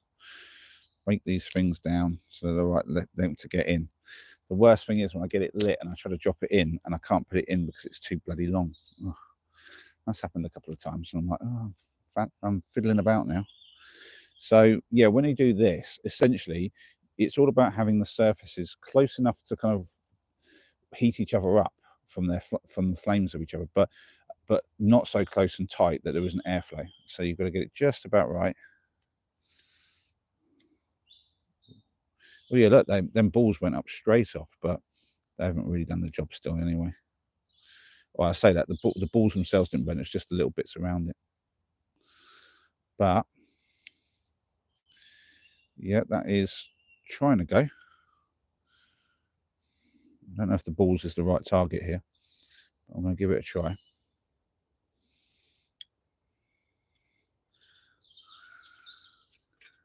There we go. That has worked a treat. We'll get some more of this in there so that works its way up the fat stuff. There we go. And then quickly work towards some of this little thin stuff. So as I always say, you're working from little to big. Work your way up, slow but sure. In the early days when I was young, I had a tendency to be greedy with it and try to kind of do like a big leap to get to the fatter stuff quicker, or just not have enough of the small stuff as well. That's a common problem. All right, nice. Snap some of these. These are small enough to snap. Excuse if that comes across a bit loud on the mic. Oh, that's got some heat already. It's lovely. Hopefully you guys can see that well. Oh yeah, it's coming across okay. I've got another light I can use. I might use that in a second. All right, so we'll throw lots of this in. We want to get lots of heat mass.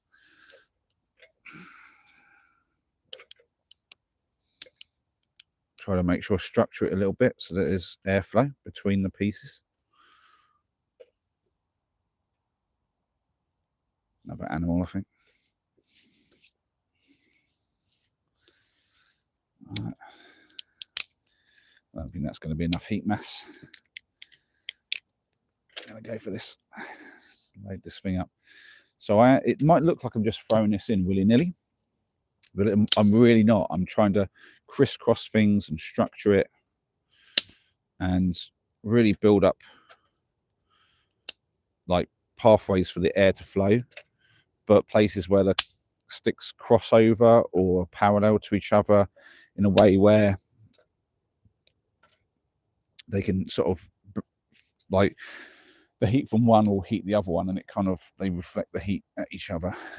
So I'll let that get going before I start dumping the big loads on, but that's enough mass in there now that that'll actually build up quite a good base. As you can see, it's still a little bit smoky, but it gets going pretty quick in the stove.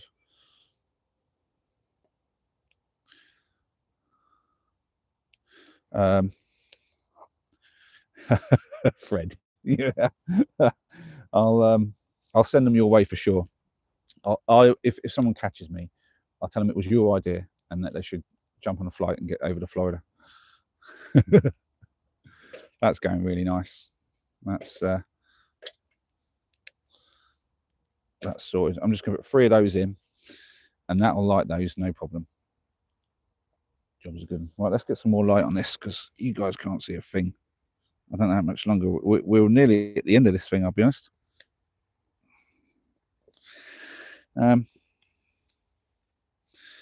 Right, let's yeah, let's do one. Let's do one about there. Yeah, that's going to light things up quite nice. And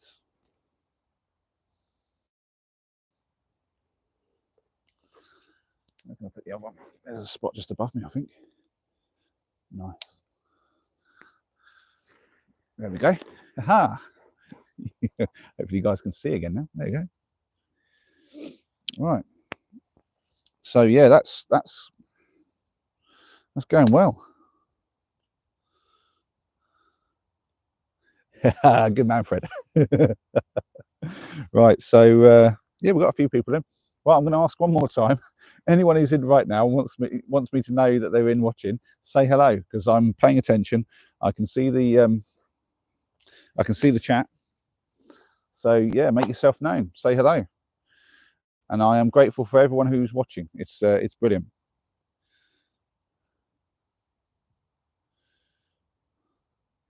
You're right, Fred. It's a lovely setup here. Actually, this is definitely everything I need for a nice chill night. It's going to be absolutely lovely. I mean, I've got more wood than I need there. I think the wood that I've got is going to be enough.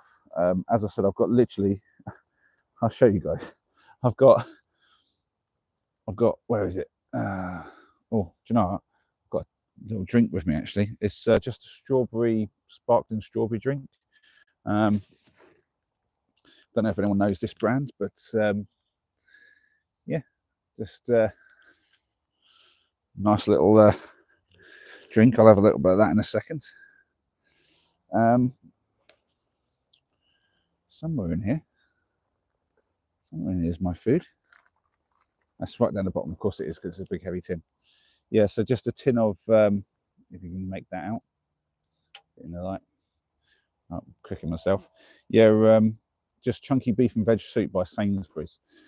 This stuff's actually quite nice. I usually add a bit of flavouring to it, but I'm essentially going to warm that up in the tin as well. I don't know if any of you do this, but I'm literally just going to let that get down to like a temperature that isn't going to completely burn this to nothing, and just put it on the top, warm it through, because I don't have to cook it. I just need to warm it up. I could have it cold, but that's not particularly nice. And I've got a little bit of buttered bread, and I'll be dunking that in, and that's dinner tonight. And then I've got some treats with me. Where are those? They're somewhere here. No, my bag is still. Here we go. Got a pack of Whispers. They're not Whisper Golds. Shame, but they're Whispers. So yeah, I'll probably have a Whisper now and a little bit of drink. But I'll have my food after the live stream. As I said before, it gets a little bit crazy, and trying to focus on the food, I'll probably end up burning it all on the bottom of the tin rather than just warming it through. Maybe once I'm a little bit more used to this and a little bit better at it, then I'll do a little bit more stuff, and hopefully maybe on some of these live ones I can do some little small projects or something. I thought one of the formats I could do is actually have everything already pre-set up, because there's only so many times you guys want to watch me turn up at a spot and put this same old tent up, and albeit, you know, I'm going to hopefully build something a little DIY for myself for my big trip I was talking about, and I'll hopefully do a video about that. And so sometimes I do use different gear and different tents and stuff. Well, I only have that one tent now, but yeah, I might get another tent or bivy bag or something eventually, because I am going to be doing different kinds of missions, and definitely there's no such thing as the perfect tent for every situation. You need a different sort of setup for different conditions, and that tent is not particularly good for exposed areas. That's more for when I do this sort of woodland stuff, and I've already got the shelter of the trees. But yeah, it's what was I saying? I got totally distracted. I thought I saw something then, but I didn't. Trick of the mind. Yeah, that's it. Yes, so there are little projects I want to do, and maybe little bits of bushcraft that I can do, which hopefully I can, as I get better at this, I'll share with you on the live streams. But if there's anything that you guys are interested in seeing, any kind of projects and that, obviously let me know. I'm always open to suggestions. I only have so many ideas in my head, so yeah. Yeah, got loads of people still in. Right, well, yeah, we're just over the 2-hour mark, so we'll wrap this up soon, I think. But last chance for any questions, guys, because there's a few of you in, so there must be a few people wanting to chit chat. If you're just here just to watch, though, that's cool. No pressure. I just like to hear from you guys. I'm just going to have a quick little look. I did write some notes about what I should chat about with you guys on here. Yeah, that was one that I was interested in, actually. Whether I know that some of you guys get out and get on the trail and go camping. I'd be interested in what you guys eat, because I was talking before. I'm going to be using loads of dehydrated food when I do my big 8-day trip. I say 8 days. that's if it's successful. I might get like 2 or 3 days in, and my feet may just give up on me. Or you know, I did do my knee a little bit of damage a couple of weeks back, and it's mostly healed now. But I am sort of slightly concerned that, you know, halfway through it might decide to give up on me. And all sorts of things can happen, to be fair. But assuming that it's successful, I'll be out for 8 days, so everything has to be lightweight, so dehydrated food. But obviously on these, I do all sorts of stuff. So today I've gone easy because I didn't want anything too difficult. I wanted to do a nice chill live stream, and then just basically have a little bit of chill evening afterwards. So I'm just going to be chilling out here, have my soup with a little bit of bread, have a few treats. Treats is always the key. Love my treats. And then just chill out, and maybe watch one of the YouTubers that I like to watch. Loads of campers out there, as you all know. I like watching. I like Pico and Idiot Outdoors. Although I'll have to wait until tomorrow for his video, I suppose, which is a bit of a shame. But there we go. I'll have to wait. But yeah, it's nice just to do whatever food that I like when I'm on these like easy sort of like straightforward camps. So you know, sometimes I'll do like I did, I think, on the 1 kilometer mission. I actually took some lamagin.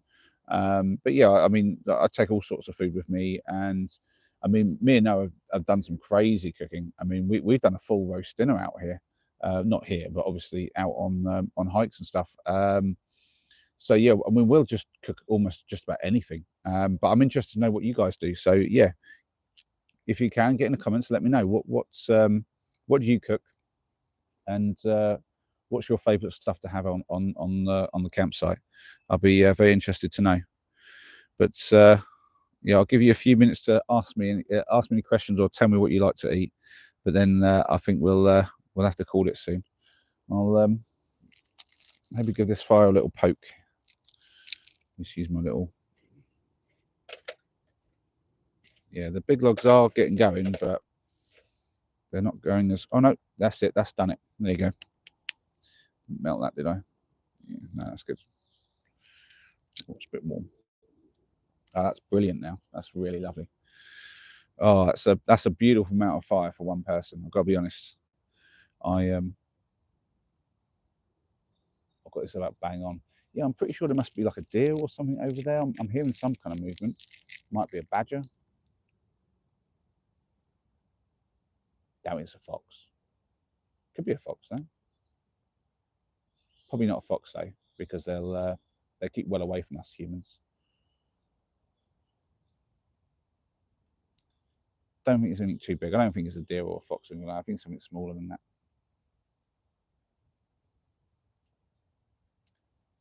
Yeah, I was having a conversation with somebody about that, about how when you first come out and you're not used to noise, it can be quite freaky. I remember the first time I camped out on my own solo, and you just freak out about every little noise. It's crazy.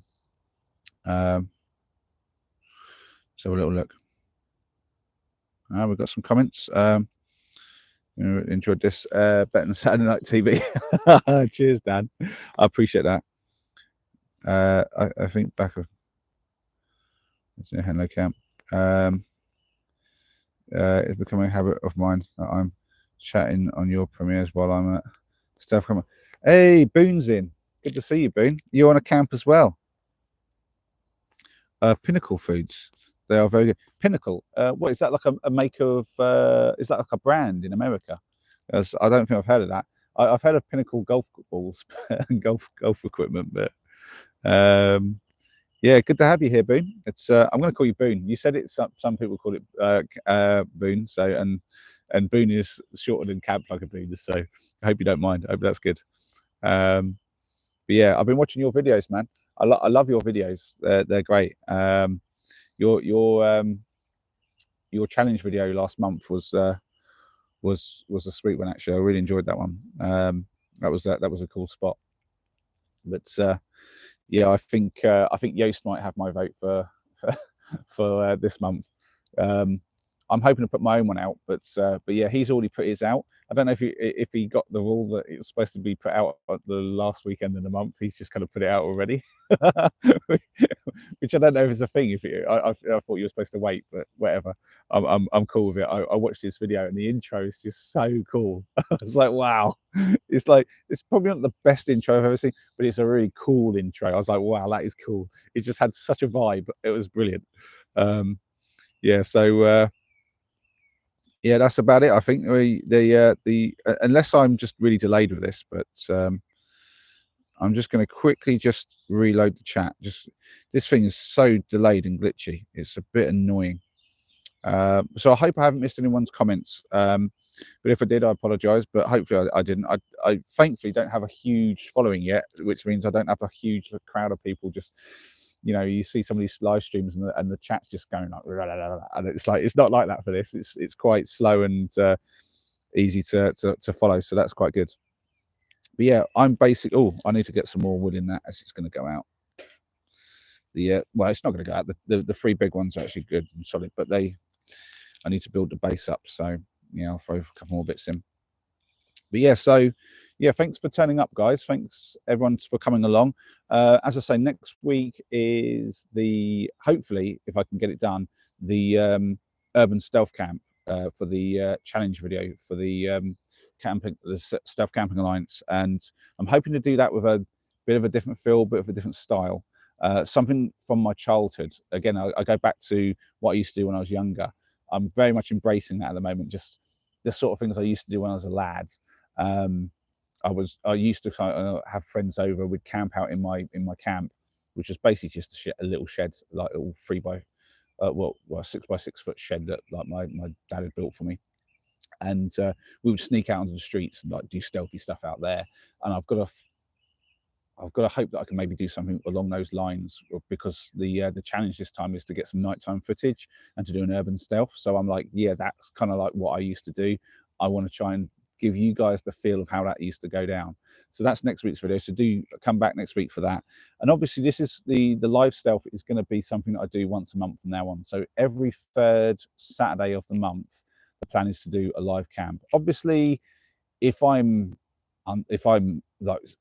like dreadfully ill or something like that, I obviously won't be able to do it always, but touch wood, and if all goes well, hopefully that never happens and I get to come out and rain or shine, as Idiot Outdoors likes to say, be out there no matter what. Yeah, I'm hoping to actually get one where it rains, because that'd be quite cool. Just get the tarp up and have you guys under there with me enjoying the weather. But yeah, so once a month, every third Saturday of the month, that's the idea, that's the plan. So hopefully, if you guys have enjoyed this, and if there's anybody watching this after the live stream and you've got this far and you've really enjoyed it, make sure you sub to the channel, and then you can join me for the subsequent ones as well, because that'd be really good. Oh, you can't hear the audio. You're in too crowded area. Good tip is to include subtitles. YouTube can fix that for you. True, probably. I don't know if I can get that to go on live. I don't know if they live do that. If they do, Boone, let me know how to do that, because I just assumed that was something that would have to be done afterwards. And so if someone re-watches this back, it'll obviously auto-generate then.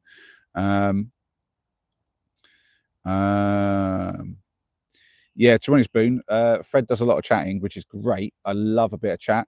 And everyone else is a bit quiet. But to be honest, our numbers are dwindling, I think, because I said that we're basically wrapping up. So, but yeah, I am wrapping up. I'm going to say good night to you all. Thanks, everyone, for coming along. Like I say, sub if you haven't.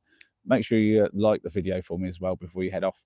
And yeah, I'll see you next week for the adventure then. And definitely come by third Saturday of every month. We'll get the live camping done together, and I really appreciate having you all along. So yeah, take care and have fun.